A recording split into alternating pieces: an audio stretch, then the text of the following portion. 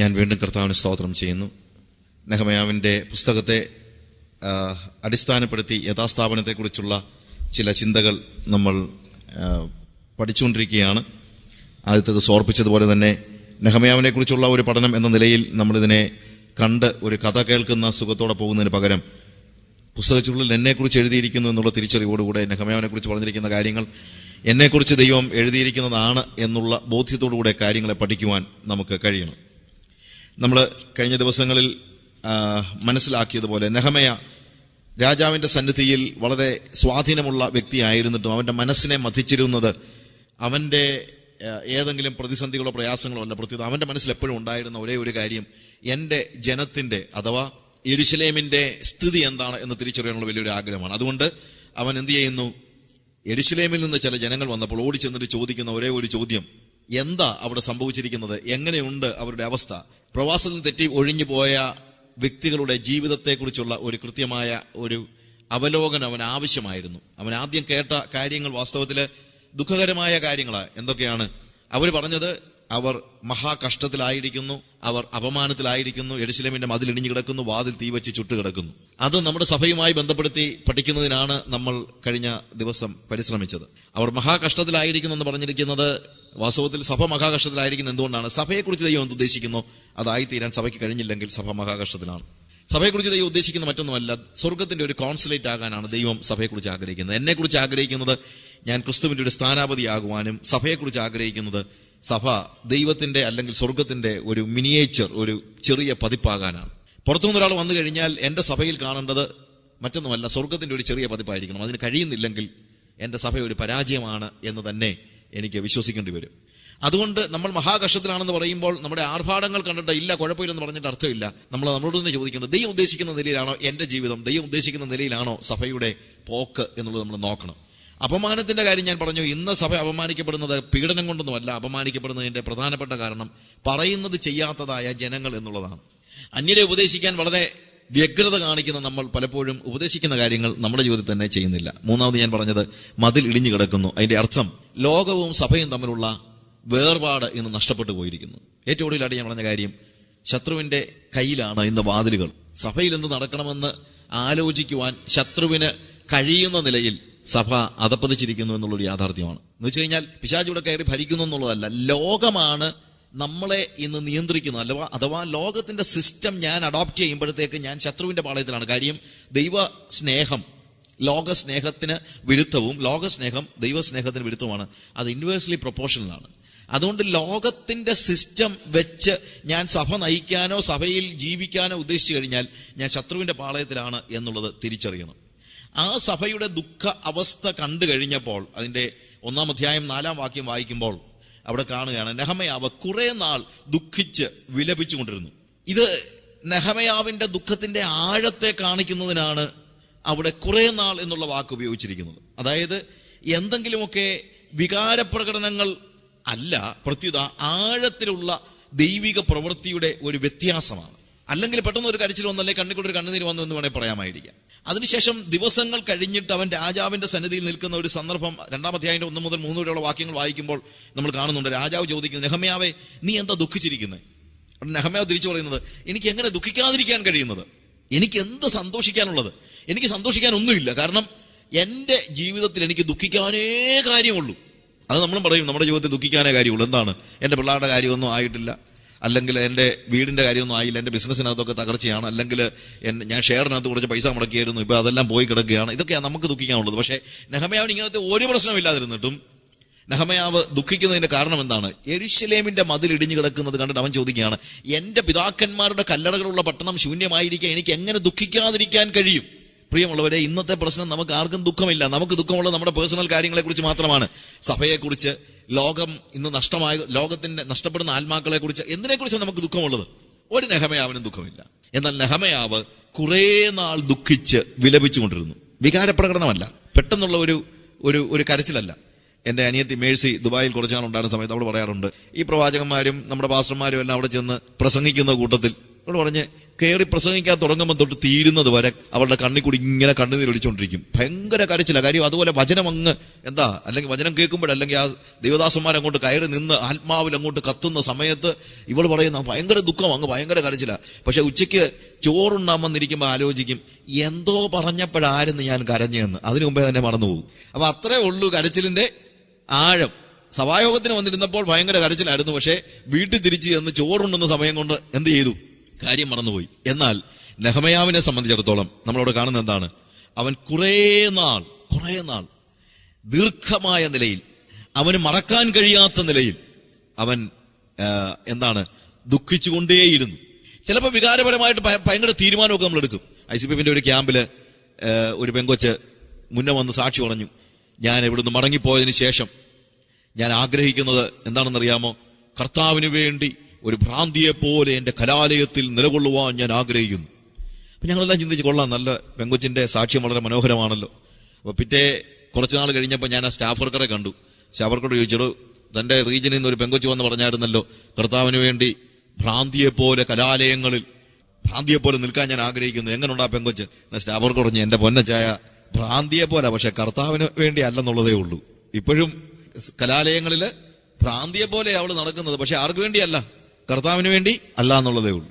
അപ്പൊ ഞാൻ പറഞ്ഞത് ഇതാണ്, വികാര പ്രകടനങ്ങൾ കൊണ്ട് അല്ലെങ്കിൽ ഏതെങ്കിലും വികാരപരമായ പ്രസംഗം കേൾക്കുമ്പോൾ പെട്ടെന്ന് എടുക്കുന്ന ഒരു തീരുമാനമൊന്നും ആയിരുന്നില്ല നെഹെമ്യാവിൻ്റെത്. നെഹെമ്യാവ് കുറേ നാൾ ദുഃഖിച്ചിരുന്നു എന്ന് തന്നെയാണ് എഴുതിയിരിക്കുന്നത്. ഹി വാസ് മോൺ അല്ലെങ്കിൽ മോങ്ങിക്കരയുക, അല്ലെങ്കിൽ വിലപിച്ചു ഏങ്ങിക്കരയുക നമ്മൾ പറയുമല്ലോ. ഏങ്ങിക്കരയുന്ന എപ്പോഴാണ്? നമുക്ക് പെട്ടെന്നൊരു ദുഃഖം ഉണ്ടാകുമ്പോഴല്ല, ആഴത്തിൽ വലിയൊരു മുറിവ് ഉണ്ടായി കഴിഞ്ഞാൽ കുറച്ച് കഴിഞ്ഞാൽ നമ്മൾ എന്തോ ചെയ്തുകൊണ്ടിരിക്കും, ഒരു ഏങ്ങലടി അല്ലേ? ചില സമയത്ത് ഏങ്ങിക്കരയുന്ന ഒരു സ്റ്റേജ്.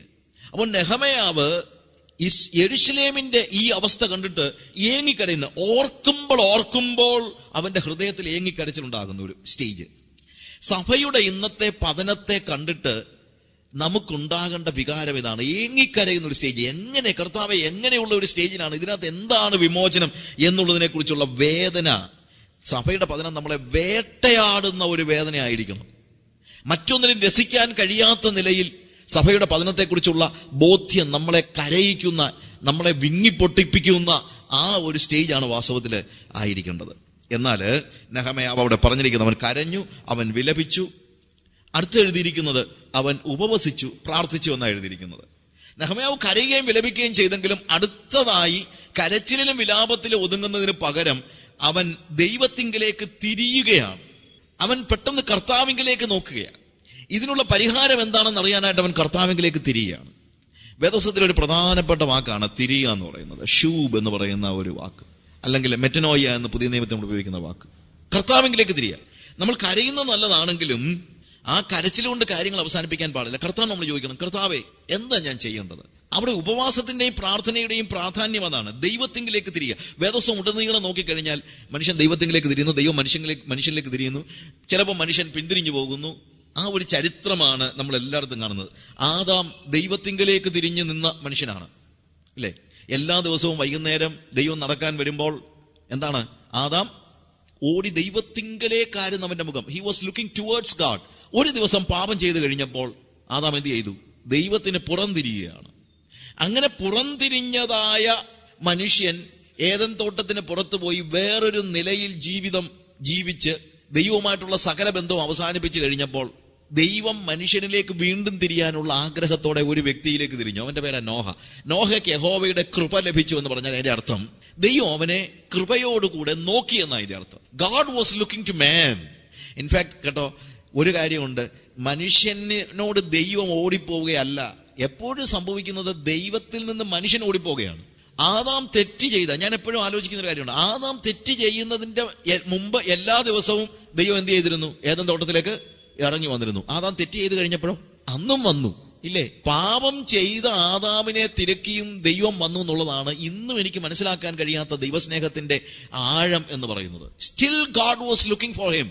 ആരാ ഓടിപ്പോയത്? ആദാമാ ഓടിപ്പോയത്, അല്ലാതെ ദൈവമല്ല. ദൈവം മനുഷ്യനെ തിരക്കി വരികയാണ്. പാപിയായ മനുഷ്യനെ തിരക്കി ദൈവം വരികയാണ്. ആദാം ദൈവത്തിങ്കിലേക്ക് തിരിഞ്ഞിരുന്ന സന്ദർഭത്തിൽ നിന്ന് ദൈവത്തിൽ നിന്ന് അവൻ പുറംതിരിഞ്ഞു പോയപ്പോൾ, അവന്റെ തലമുറ തന്നെ ദൈവത്തിൽ നിന്ന് പുറംതിരിഞ്ഞു പോയപ്പോൾ നോഹ എന്ന് പറയുന്ന വ്യക്തിയിലേക്ക് ദൈവം തിരിയുകയാണ്. അതിനുശേഷം ബാബേലില് മനുഷ്യൻ ദൈവത്തോട് പുറംതിരിയുകയാണ്, റിബല്യസ് ആവുകയാണ്. അങ്ങനെ ബാബേലിൽ ദൈവത്തോട് മനുഷ്യൻ പുറംതിരിയുമ്പോൾ അബ്രഹാമിങ്കിലേക്ക് ദൈവം തിരിയുകയാണ്. നോക്കുക, മനുഷ്യൻ പുറംതിരിയുന്ന സമയത്ത് അടുത്ത സന്ദർഭത്തിൽ വീണ്ടും ദൈവം അബ്രഹാമിങ്കിലേക്ക് തിരിഞ്ഞു, ദൈവം ഇസ്രായേൽ മക്കളിലേക്ക് തിരിഞ്ഞു. എന്നാൽ ജനം എന്ത് ചെയ്തു? എപ്പോഴും മറുതലിച്ചു. 40 ആണ്ട് എനിക്ക് ആ തലമുറയുടെ നീരസമുണ്ട്. I was bearing them. ഞാൻ അവരെ അങ്ങ് സഹിക്കുകയായിരുന്നു ദൈവം പറയുന്നത്. 40 ആണ്ട് ദൈവത്തിന്റെ ആ സഹനം ഒന്ന് ആലോചിച്ച് നോക്കണം. 40 years എപ്പോഴും ദൈവം അവരോട് സംസാരിക്കാനും ഇടപെടാനും പരിശ്രമിച്ചപ്പോഴെല്ലാം അവർ റിബല്യസ് ആയിരുന്നു. അങ്ങനെ ദൈവം മനുഷ്യനോട് മറുതലിക്കുകയാണ്. മനുഷ്യൻ ദൈവത്തോട് മറുതലിക്കുകയാണ്. അങ്ങനെ മറുതലിച്ച മനുഷ്യനോട് ദൈവം എന്ത് ചെയ്യുന്നു? മറുതലിച്ച മനുഷ്യനോട് എപ്പോഴും ദൈവം പ്രവാചകന്മാരെ അയച്ചിട്ട് പറയുന്ന ഒരു കാര്യമുണ്ട്. എന്താണെന്നറിയാമോ? മനം തിരിയുക എന്നാ പറയുന്നത്. നിങ്ങൾ മനം തിരിയുന്നുവെങ്കിൽ ഞാൻ തീർച്ചയായും നിങ്ങളുടെ അടുക്കിലേക്ക് വരും എന്നാണ്. ആ മനം തിരിയുക എന്നുള്ള സന്ദേശമാണ് എന്നും വേദപുസ്തകത്തിലുള്ളത്. യോഹന്നാൻ സ്നാപകൻ എന്ന് പറഞ്ഞാൽ അതാണ്, ദൈവരാജ്യം സമീപിച്ചിരിക്കാൻ മാനസാന്തരപ്പെടുവാൻ. യേശു പ്രസംഗം തുടങ്ങുന്നത് എന്താണ്? മാനസാന്തരപ്പെടുവിൻ എന്ന് പ്രസംഗിച്ചു തുടങ്ങി, അല്ലേ? അപ്പോസ്തലന്മാർ പ്രസംഗിച്ച അതാണ്, മാനസാന്തരപ്പെടുവിൻ.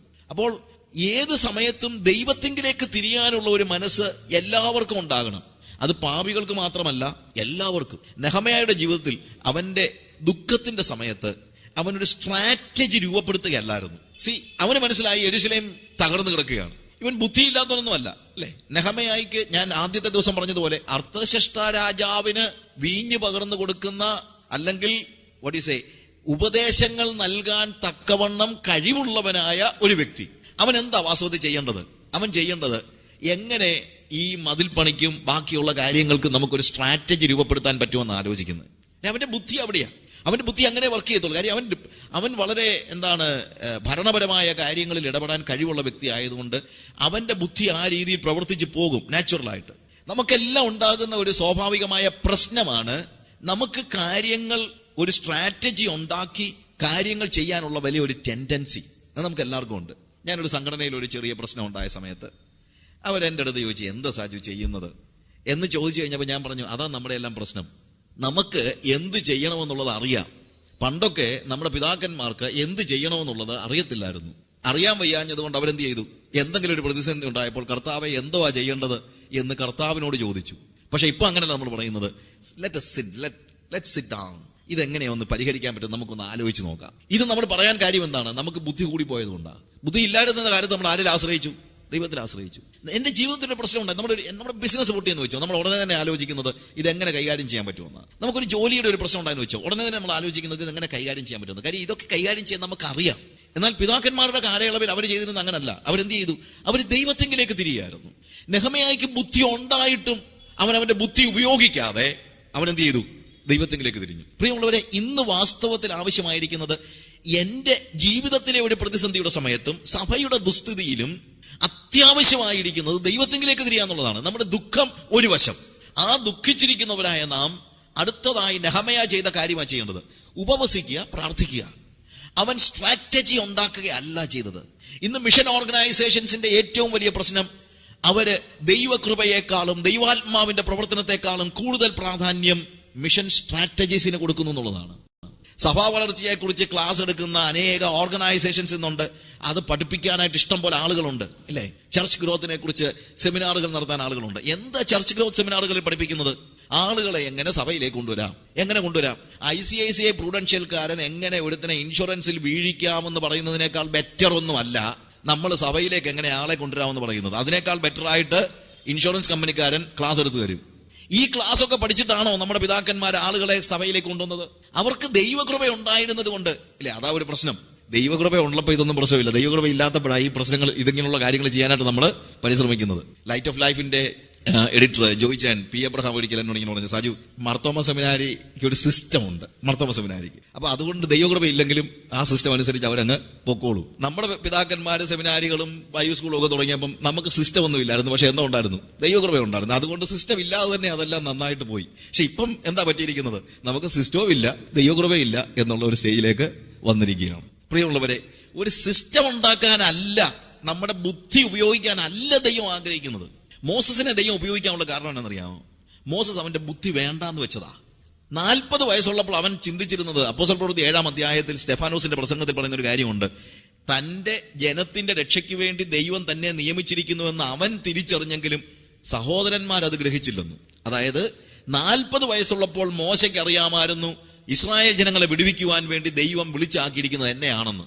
അന്ന് അവൻ സ്വയം ചോദിച്ച ഒരു ചോദ്യമുണ്ട്, എന്നെ അല്ലാതെ പിന്നെ ആരെ വിളിക്കാനാ? ഈ അടിമകളായി കിടക്കുന്ന എൻ്റെ എബ്രായ ജനത്തെ വല്ലതും വിളിച്ചാൽ അവന് ഫറവോന്റെ മുമ്പിൽ നിൽക്കാനുള്ള യോഗ്യതയുണ്ടോ? അവന് വർത്തമാനം പറയാൻ അറിയാമോ? ഞാനാകുമ്പം ദൈവം എന്തെല്ലാം കാര്യങ്ങളിലൂടെ എന്നെ ആ ഒരു സ്റ്റേജിലൂടെ കടത്തിവിട്ടത്. മിസ്രയീമിലെ സകല ജ്ഞാനവും ദൈവം എനിക്ക് തന്നു, ഫറവോനിൽ നിന്ന് എനിക്കൊരു ആക്സസ് തന്നു, അല്ലെ? ഫറവോന്റെ പുത്രിയുടെ അല്ലെങ്കിൽ പ്രിൻസ് ആയിട്ട് ഞാൻ അറിയപ്പെടുന്നു. ഇതുകൊണ്ടൊക്കെ ദൈവം എന്ത് ചെയ്തു? എന്നെ വിളിച്ചിരിക്കുകയാണ്. എന്തിനു വേണ്ടി? ഇസ്രായേൽ മക്കളെ വിടുവിക്കാൻ വേണ്ടി. പക്ഷേ അവന്റെ സഹോദരന്മാർ ചോദിച്ചു, നിന്നെ ആരാണ് ഞങ്ങൾക്ക് ന്യായാധിപതിയാക്കി? ഇത് കേട്ടപ്പോൾ അവൻ ചിന്തിച്ചേടാ, ഇത് കൊള്ളാമല്ലോ, ഞാനാണ് ഇവരുടെ ന്യായാധിപതി എന്നുള്ളത് എനിക്കറിയാം, ദൈവത്തിനറിയാം, പക്ഷെ ഇവന്മാർക്ക് അറിയത്തില്ല. ഇവന്മാരെ പിന്നെ എങ്ങനെ രക്ഷിക്കുന്നത്? അതുകൊണ്ട് അവൻ ഓടിപ്പോയി 40 കൊല്ലം കഴിഞ്ഞപ്പോൾ ദൈവം അവനോട് പറഞ്ഞു, ഞാൻ ഇസ്രായേൽ മക്കളെ വിടുവിക്കുവാൻ ഇറങ്ങി വന്നിരിക്കുന്നു, അവരെ കൂട്ടിക്കൊണ്ടു പോകാൻ നീ പോണമെന്ന്. രക്ഷിക്കാൻ വന്നത് ആരാ? മോശയല്ല. അത് നമ്മൾ മനസ്സിലാക്കണം. പ്രിയമുള്ളവരെ, മിഷൻ എന്ന് പറയുന്നത് ദൈവത്തിന്റെ വകയാണ്, അല്ല നമ്മുടെ വകയൊന്നുമല്ല. ഹല്ലേലൂയ. അത് നമ്മൾ തിരിച്ചറിയണം. മോശയുടെ വകയല്ല രക്ഷണ്യ പ്രവൃത്തി എന്ന് പറയുന്നത്, അത് ദൈവത്തിന്റെ വകയാണ്. പിന്നെ രക്ഷപ്പെട്ടു വരുന്നവരെ അല്ലെങ്കിൽ രക്ഷിക്കപ്പെട്ടു വരുന്നവരെ കൂട്ടിക്കൊണ്ടു പോകാനാണ് മോശ അങ്ങോട്ട് അയക്കുന്നത്. ഈ സുവിശേഷ വേലയും എല്ലാ കാര്യങ്ങളും നമ്മൾ മനസ്സിലാക്കേണ്ട കാര്യമാണ്. ആരാ രക്ഷിക്കുന്നത് ജനങ്ങളെ? It is God and God himself. We cannot save people. നമുക്ക് ഒരു മിഷണറിക്ക് ഒരുത്തനെ രക്ഷിക്കാൻ കഴിയത്തില്ല. ആരാ രക്ഷിക്കുന്നത്? ദൈവമാണ്. മിഷൻ എപ്പോഴും ദൈവത്തിന്റെ ആണെന്ന് മനസ്സിലാക്കണം. അതുപോലെ മിഷൻ ഓർഗനൈസേഷൻസിന് പണം കൊടുക്കുന്നവർക്കും കാര്യമായ റോളൊന്നുമില്ല. മിഷൻ പ്രവർത്തനത്തിൽ റോളുള്ള ഒരാളെ ഉള്ളൂ. അതാരാണ്? ദൈവമാണ്. ദൈവത്തിന്റെ പരിശുദ്ധാത്മാവാണ്. നമ്മളൊക്കെ പിന്നെ അതിന്റെ കൂട്ടത്തിൽ നടന്ന് ഈ കാര്യങ്ങളൊക്കെ കാണുകയും ദൈവത്തിന്റെ മഹാകരുണ കൊണ്ട് നമ്മളെ അതിന്റെ പങ്കാളിയാക്കുകയൊക്കെ ചെയ്യുന്നെന്നുള്ളതേ ഉള്ളൂ. അല്ലാതെ ആരും ഇതിനകത്ത് പുകഴേണ്ട കാര്യം ഇല്ല. നെഹമ്യായ്ക്ക് ഇത് മനസ്സിലായിരുന്നത് കൊണ്ട് അവൻ ഒരു സ്ട്രാറ്റജി ഉണ്ടാക്കാൻ പരിശ്രമിച്ചില്ല. മോസസ് ഒരു സ്ട്രാറ്റജി ഉണ്ടാക്കാൻ പരിശ്രമിച്ചു. അവൻ ചിന്തിച്ചു, എന്നെ മാത്രമേ ഇതിന് കൊള്ളത്തുള്ളൂ എന്ന് ചിന്തിച്ചു. പക്ഷെ 40 കൊല്ലം കഴിഞ്ഞ് ദൈവം അവനോട് പറഞ്ഞു, നീ ഫറവോന്റെ അടുത്തേക്ക് ചെല്ലാൻ പറഞ്ഞപ്പോൾ അവനൊരു ചോദ്യം, Lord, who am I to stand before pharaoh?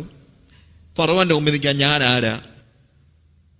എനിക്കതിനുള്ള യോഗ്യത എന്നാ? 40 കൊല്ലം മുമ്പ് എന്നാ പറഞ്ഞത്? എനിക്കല്ലാതെ വേറെ ആർക്കും യോഗ്യത ഇല്ലെന്നാ പറഞ്ഞത്. പക്ഷെ 40 കൊല്ലം കഴിഞ്ഞപ്പോൾ അവൻ ചോദിക്കുക, എനിക്ക് എന്നാ യോഗ്യത?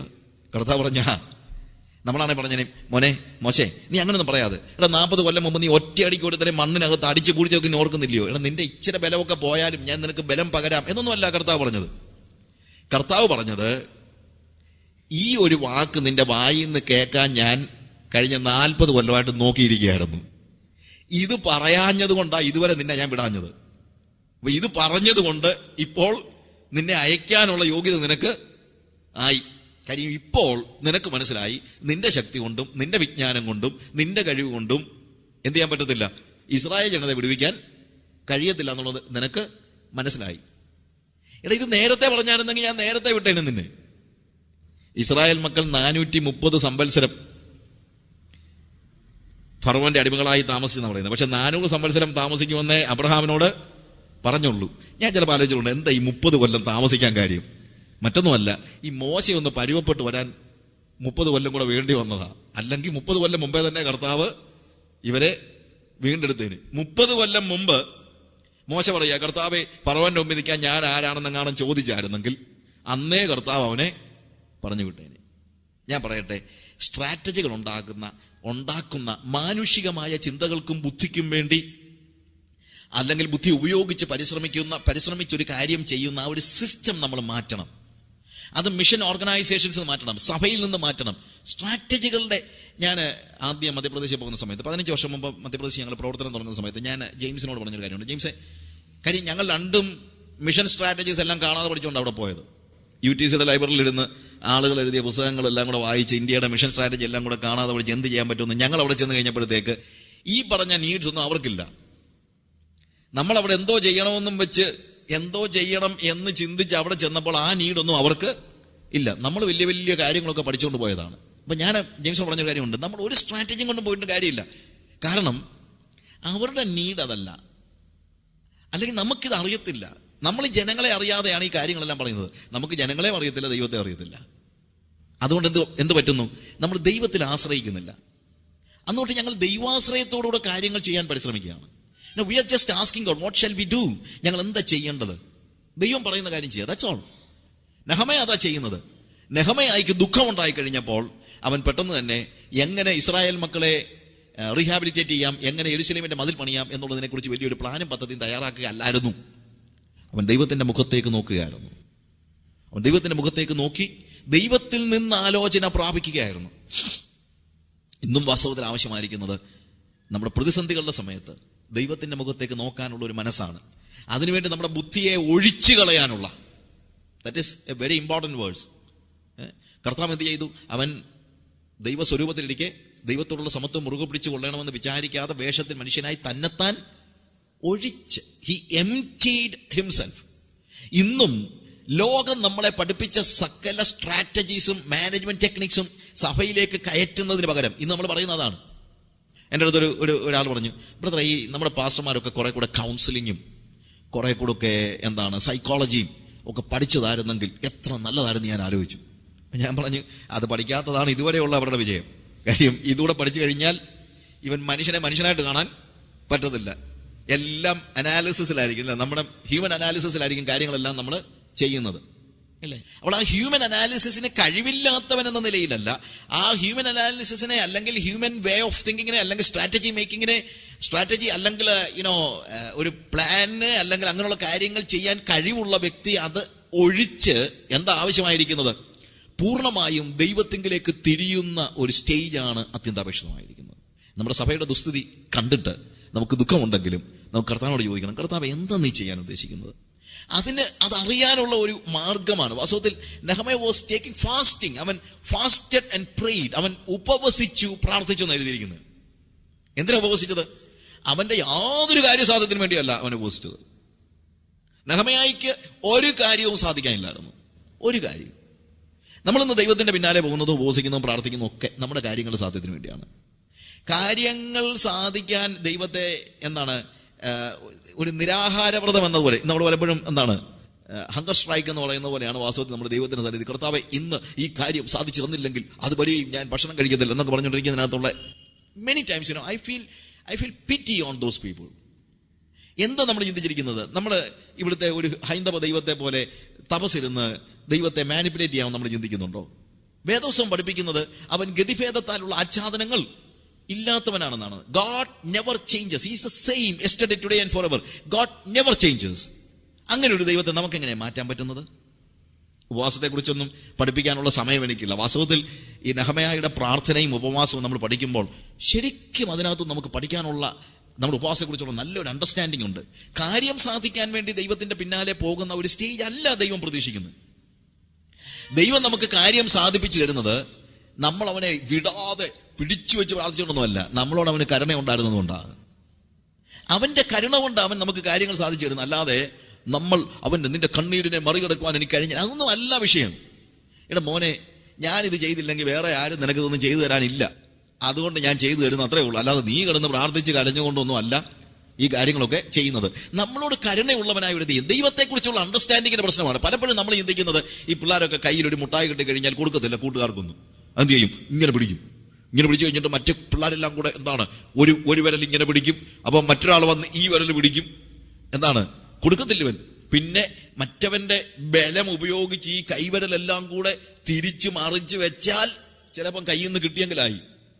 ഇതുപോലെ ദൈവം ഒരു മനുഷ്യന് ഒന്നും കൊടുക്കരുതെന്ന് വെച്ചിരിക്കുന്ന ആളാ എന്നാണ് ഈ പിടിച്ചു വെച്ച് പ്രാർത്ഥിക്കുന്നവർ പറയുന്നത്, ഇല്ലേ? അവൻ തരത്തില്ല, പിന്നെ എന്തോ വേണം? പിടിച്ചു വെച്ച് പ്രാർത്ഥിച്ച് അവന്റെ turn the hands of the hands that turns the world, ലോകത്തെ തിരിക്കുന്നവന്റെ കൈകളെ തിരിക്കുക എന്നൊക്കെ പറഞ്ഞ് പിടിച്ച് വലിച്ചുവന്റെ കൈ തുറന്ന് കിട്ടി എന്ന് ചിന്തിക്കുന്നത് ദൈവത്തെക്കുറിച്ചുള്ള നമ്മുടെ പരിജ്ഞാനമില്ലായ്മ കൊണ്ടാണ്.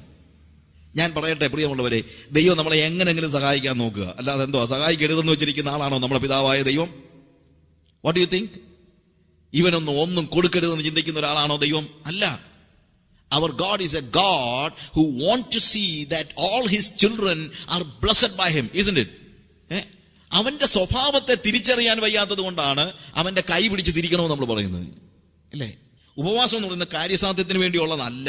ഉപവാസം എന്ന് പറയുന്നത് എന്താന്ന് ചോദിച്ചു കഴിഞ്ഞാൽ, ദൈവം നമുക്കൊരു അനുഗ്രഹത്തെ നൽകുമ്പോൾ അത് സ്വീകരിക്കാനുള്ള പക്വത നമുക്കുണ്ടാകേണ്ടതിനാണ് നമ്മൾ ഉപവസിക്കുന്നത്, ഇല്ലേ? ഞാനിപ്പോൾ എൻ്റെ പിള്ളേർക്ക് ഒരു കാറ് വാങ്ങിച്ചു കൊടുക്കുകയാണെന്ന് വെച്ചു, അല്ലെങ്കിൽ എൻ്റെ മോള് വന്നിട്ട് പറയാ, അപ്പം ഞാൻ ഈ വണ്ടി എടുത്തുകൊണ്ട് പൊക്കോട്ടെ എന്ന് ചോദിച്ചു കഴിഞ്ഞാൽ ഞാൻ ഉടനെ ചോദിക്കും, നിനക്ക് ഓടിക്കാൻ അറിയത്തില്ല, ആദ്യം പോയി നീ എന്ത് ചെയ്യുക, നീ ട്രെയിൻ ചെയ്യുക, നിന്നെ തന്നെ ഈ വണ്ടി ഓടിക്കാനായിട്ട് നീ പരിശീലിക്കുക, ഇല്ലേ? അതുപോലെ ദൈവം തരുന്ന അനുഗ്രഹങ്ങളെ ഉപയോഗിക്കാൻ, ദൈവികമായി ഉപയോഗിക്കാനുള്ള ട്രെയിനിങ് ആണ് ഉപവാസത്തിന്റെ സമയത്ത് ഉണ്ടാകേണ്ടത്. ഉപവാസം ചേഞ്ച് ചെയ്യുന്നത് ദൈവത്തെ അല്ല, ഉപവാസം എന്നെയാ ചേഞ്ച് ചെയ്യുന്നത്.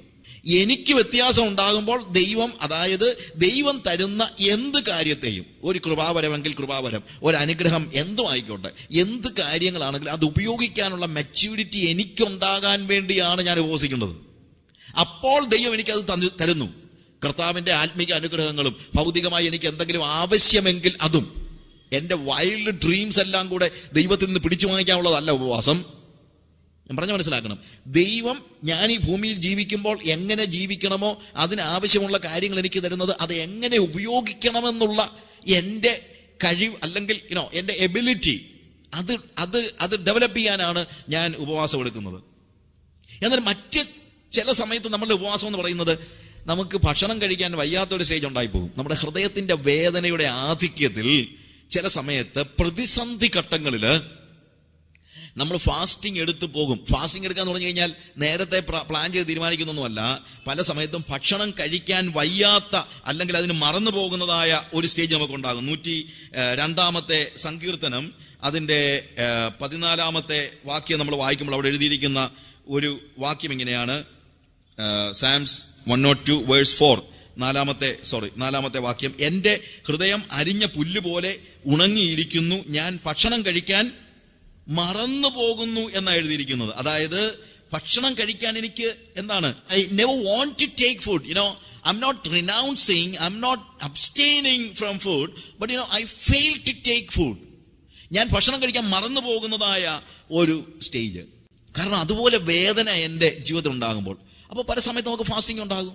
ഇപ്പൊ നെഹമയായുടെ ഫാസ്റ്റിംഗ് എന്ന് പറഞ്ഞു കഴിഞ്ഞാൽ, ഒന്നാമത്തെ കാര്യം, ഇപ്പോൾ അവന് ഭക്ഷണം കഴിക്കാൻ വയ്യാത്തതുപോലെയുള്ള ദുഃഖം അവന്റെ ഹൃദയത്തിൽ, മനസ്സിൽ, ചിന്തകളിലുണ്ട്. കാര്യം അവനെ മഥിക്കുന്നതായ ഏറ്റവും വലിയ പ്രശ്നം ഇപ്പോൾ യെരൂശലേമിന്റെ യഥാസ്ഥാപനം എന്നുള്ളതാണ്. ഇതുപോലെ യെരൂശലേമിന്റെ യഥാസ്ഥാപനത്തെ കുറിച്ചുള്ള വലിയ അഭിവാഞ്ചം നമ്മുടെ ഹൃദയത്തിൽ കയറിയിട്ട് എനിക്ക് ഭക്ഷണം കഴിക്കാൻ മറന്നു പോകുന്ന ഒരു സ്റ്റേജ് ഉണ്ടാകുമ്പോൾ, that is what is real fasting. അവിടെയാണ് ദൈവത്തിന്റെ പ്രസാദം ഉണ്ടാകുന്നത്. കാര്യം അവന്റെ ഹൃദയത്തിന്റെ ആഴത്തിൽ എന്നുണ്ട്, അവന് വേദനയുണ്ട്. ദൈവം ആ വേദനയെ കാണുന്നു. 69-ാം സങ്കീർത്തനത്തിന്റെ 16-ാം വാക്യത്തിൽ നമ്മൾ, ഞാൻ കരഞ്ഞു, ഉപവാസത്താൽ ആത്മതപനം ചെയ്തു, അത് എനിക്ക് നിന്നയായി തീർന്നു, അതും എനിക്ക് നിന്നയായി തീർന്നു. ഉപവാസത്താൽ ആത്മതപനം ചെയ്തു, ഉപവാസത്താൽ ഞാൻ കരഞ്ഞ്. ഞാൻ അതിനെക്കുറിച്ച് വീണ്ടും പറയാം. ഭക്ഷണം കഴിപ്പാൻ ഇപ്പോൾ 2 ശമൂവേലിന്റെ പുസ്തകം വായിക്കുമ്പോൾ 12-ാം അധ്യായം 15 മുതൽ 17 വാക്യങ്ങൾ വായിക്കുമ്പോഴത്തേക്ക് അവിടെ ദാവീദ് തന്റെ കുഞ്ഞിന് വേണ്ടി കരഞ്ഞ് പ്രാർത്ഥിക്കുകയാണ്. അവനോട് ഭക്ഷണം കഴിക്കാൻ അവന്റെ സഹോദരന്മാരും അല്ലെങ്കിൽ അവന്റെ സുഹൃത്തുക്കളെല്ലാം വന്ന് പറഞ്ഞപ്പോഴത്തേക്ക് അവൻ ഐ കനോട്ട്, എനിക്ക് ഭക്ഷണം കഴിക്കാനായിട്ട് കഴിയത്തില്ല. എസ്തേറിന്റെ കാലത്ത് ഒരു ഉപവാസം ഉണ്ടായി. എന്താ കാരണം? അവര് ജീവഭയം യഹൂദന്മാരോട് പറഞ്ഞു, നാളെ ഈ സമയത്ത് നിങ്ങളുടെ ജീവൻ ഉണ്ടാകത്തില്ല, നിങ്ങൾ പ്രാർത്ഥിക്ക്. അപ്പോൾ അവർ ഭക്ഷണം കഴിച്ചില്ല. എന്തുകൊണ്ട് ഭക്ഷണം കഴിച്ചില്ല? കാര്യം അവരുടെ മുമ്പിലെ പ്രതിസന്ധി കണ്ടിട്ട് അവർക്ക് പിന്നെ ഭക്ഷണം കഴിക്കാൻ വയ്യാത്ത ഒരു സ്റ്റേജ്. ഇതുപോലെ നമ്മുടെ വ്യക്തിപരമായ ജീവിതത്തിലും ഒരുപക്ഷെ നമ്മുടെ പ്രതിസന്ധിയുടെ രൂക്ഷതയിൽ ഒരു ക്രൈസിസ് ഫാസ്റ്റിംഗ് നമുക്കൊരു പക്ഷെ ഉണ്ടായേക്കാം. അതൊരിക്കലും മോശമായ കാര്യമല്ല. That is very good. അതുണ്ടാകണം. അതെന്താണ്? അത് നമ്മുടെ ഹൃദയത്തിന്റെ ആഴത്തിലുള്ള വേദനയുടെ പ്രതിഫലനമാണ് ഫാസ്റ്റിംഗ്. അവിടെ ആ ഉപവാസത്തിൽ നമ്മൾ എന്താ ചെയ്യേണ്ടത്? ദൈവത്തിങ്കിലേക്ക് തിരിയാനുള്ള വലിയ ഒരു അഭിവാഞ്ചം നമുക്കുണ്ടാകും. എന്നാൽ അതല്ല ഒരു സ്പിരിച്വൽ ഡിസിപ്ലിൻ എന്ന നിലയിലുള്ള ഫാസ്റ്റിംഗ്. സ്പിരിച്വൽ ഡിസിപ്ലിൻ എന്ന് പറയുമ്പോൾ ദൈവം എന്നെ ഫലമേൽപ്പിക്കാൻ പോകുന്ന ദൗത്യം എന്താണോ ആ ദൗത്യം നിർവഹിക്കാൻ ഞാൻ മച്വർ ആകേണ്ടതിന് വേണ്ടി, ഞാൻ പക്വതയുള്ളവനാകേണ്ടതിന് വേണ്ടിയുള്ള എൻ്റെ ഫാസ്റ്റിംഗ് ആണ് ഉപവാസത്തിന്റെ ഒരു സ്റ്റേജ് എന്ന് പറയുന്നത്. അവിടെ എന്നെ രൂപാന്തരപ്പെടുത്താനാണ് ഞാൻ ഫാസ്റ്റ് ചെയ്യുന്നത്. ആദ്യത്തേത് എന്താണ്? എനിക്ക് ഉപവസിക്കാതിരിക്കാൻ കഴിയത്തില്ല, കാര്യം ഞാൻ ഭക്ഷണം കഴിക്കാൻ മറന്നു പോകുന്നു. എൻ്റെ മനസ്സ് മുഴുവൻ വേദനിക്കുന്നതായ ഒരു stage. That is one thing. അത് ഞാൻ ഒരിക്കലും എതിര് പറയത്തില്ല. പക്ഷെ രണ്ടാമത്തെ ഫാസ്റ്റിംഗ് എന്ന് പറഞ്ഞാൽ എനിക്ക് ചേഞ്ച് ഉണ്ടാകാനാണ്, എനിക്ക് വ്യത്യാസം ഉണ്ടാകാൻ, എന്നെ ഒരുക്കാൻ. ഇപ്പൊ നെഹമയ ഫാസ്റ്റ് ചെയ്തുകൊണ്ട് എന്താ ഉണ്ടായെന്നറിയാമോ? നെഹമയായുടെ ഫാസ്റ്റിങ്ങിന്റെ സമയത്ത് ദൈവം യഥാസ്ഥാപനത്തിനുള്ള ഒരു നടുനായകത്വം വഹിക്കുവാൻ അവനെ ഒരുക്കുകയാണ്. അതുപോലെ ദൈവം എന്നെ കൊണ്ട് എന്ത് ചെയ്യിക്കാൻ ഉദ്ദേശിക്കുന്നു അത് ചെയ്യാൻ കഴിയേണ്ടതിന് എന്നെ തന്നെ ഒരുക്കാൻ ഞാൻ ഫാസ്റ്റ് ചെയ്യേണ്ടത് അത്യാവശ്യമാണ്. അതുപോലെ മറ്റൊരു കാര്യം കൂടെ ഉണ്ട്. ഉപവാസവും ആത്മതപനവും ബന്ധപ്പെട്ട് കിടക്കുകയാണ്. ആത്മതപനം എന്ന വാക്ക് അവിടെ പറയുന്നത് വളരെ ശ്രദ്ധിക്കേണ്ട ഒരു വാക്കാണ്. ആത്മതപനം, അഫ്ലിക്റ്റിംഗ് മൈ സോൾ. 69 സങ്കീർത്തനം 10 വാക്യം നമ്മൾ വായിച്ചല്ലോ. അതുപോലെ തന്നെ യെശയ്യാ പ്രവചനം 58 അധ്യായം 3 വാക്യം വായിക്കുമ്പോൾ ഞങ്ങൾ നോമ്പ് 3 വാക്യം വായിക്കുമ്പോൾ ഞങ്ങൾ നോമ്പ് നോൽക്കുന്നു, നീ എന്താണ് ശ്രദ്ധിക്കാത്ത? ഞങ്ങൾ ആത്മതപനം ചെയ്യുന്നു, നീ നോക്കാത്തത് എന്ത് എന്ന് ചോദിക്കുന്നു. ആത്മതപനം, അഫ്ലിക്റ്റിംഗ് അവർ സോൾ. ഫാസ്റ്റിങ്ങിന്റെ സമയത്തുണ്ടാകുന്ന ഒരു പ്രത്യേകമായ കാര്യമാണ് നമ്മുടെ ആത്മാവിലുള്ള കാര്യങ്ങളുടെ തപനം എന്ന് പറയുന്നത്. ആത്മതപനം എന്ന് പറയുമ്പോൾ ആത്മാവിനെ നശിപ്പിക്കുക എന്നുള്ളതല്ല. വാട്ട് ഈസ് ഇൻസൈഡ് യു, നമ്മുടെ ഉള്ളിലുള്ളത് എന്താണോ അതിനെ ഇല്ലായ്മ ചെയ്യുന്ന, അതിനെ ബേൺ ചെയ്യുന്നതായ ഒരു സ്റ്റേജ്. നമ്മുടെയൊക്കെ ഹൃദയത്തിൽ അടിഞ്ഞു കിടക്കുന്നതായ ദൈവികമല്ലാത്ത സകലത്തിനെയും ഇല്ലായ്മ ചെയ്യാനുള്ള ഒരവസരമാണ് വാസ്തവത്തിൽ ഫാസ്റ്റിംഗ് എന്ന് പറയുന്നത്. നമ്മൾ ചിലപ്പോൾ ഫാസ്റ്റ് ചെയ്യുമ്പോൾ പെട്ടെന്ന് കൂടുതൽ കോപമൊക്കെ ഉണ്ടാകുന്ന ആൾക്കാർ ശ്രദ്ധിച്ചിട്ടുണ്ടോ? ഉപവാസം എടുക്കുമ്പോഴത്തേക്ക് നമ്മൾ ചിലപ്പോൾ പറയും, ഉപവാസം എടുക്കുമ്പോൾ, ഞാനൊരിക്കൽ സെമിനാരിയിൽ ഇവിടെ KUTS ഉണ്ടായിരുന്ന സമയത്ത് അവിടെ ഒരു പെന്തിക്കോസിലെ ഒരു പാസ്റ്ററുണ്ട്, പഠിക്കുന്നുണ്ട്. അപ്പം പുള്ളി ഫാസ്റ്റിങ്ങിൻ്റെ ദിവസം കൂട്ടുകാരുമായിട്ടെല്ലാം വഴക്കം ഉണ്ടാക്കും. കൂട്ടുകാർക്കെല്ലാം ഭയങ്കര പേടിയാണ് ഫാസ്റ്റിംഗ്. പുള്ളിക്ക് ഫാസ്റ്റിംഗ് ആണെന്ന് പറഞ്ഞു കഴിഞ്ഞാൽ പേടിയാണ്. അപ്പോൾ മർദ്ദമാക്കാരനും CSIക്കാരനും ഒക്കെ പറയും, അച്ഛാ ആ പുള്ളി നിങ്ങളുടെ പാസ്റ്റർ ഭയങ്കര ഫാസ്റ്റിംഗ് ഒക്കെയാണ് കേട്ടോ, ഞങ്ങൾക്ക് പേടിയാണ്, അവിടെ ജീവിക്കാൻ തന്നെ പേടിയാണ്. കാര്യം പിന്നെ ഒരു രക്ഷയില്ല. അപ്പൊ ഈ ഫാസ്റ്റിങ്ങിന്റെ സമയത്ത് ഇത്രയും കോപമൊക്കെ കൂടി വരുന്നത് ശരിയാണോ ഞാൻ പറഞ്ഞത്? പലപ്പോഴും ഫാസ്റ്റിങ്ങിന്റെ സമയത്ത് കോപമൊക്കെ കൂടി വരാറില്ലേ? ഉണ്ട് ഇല്ലേ?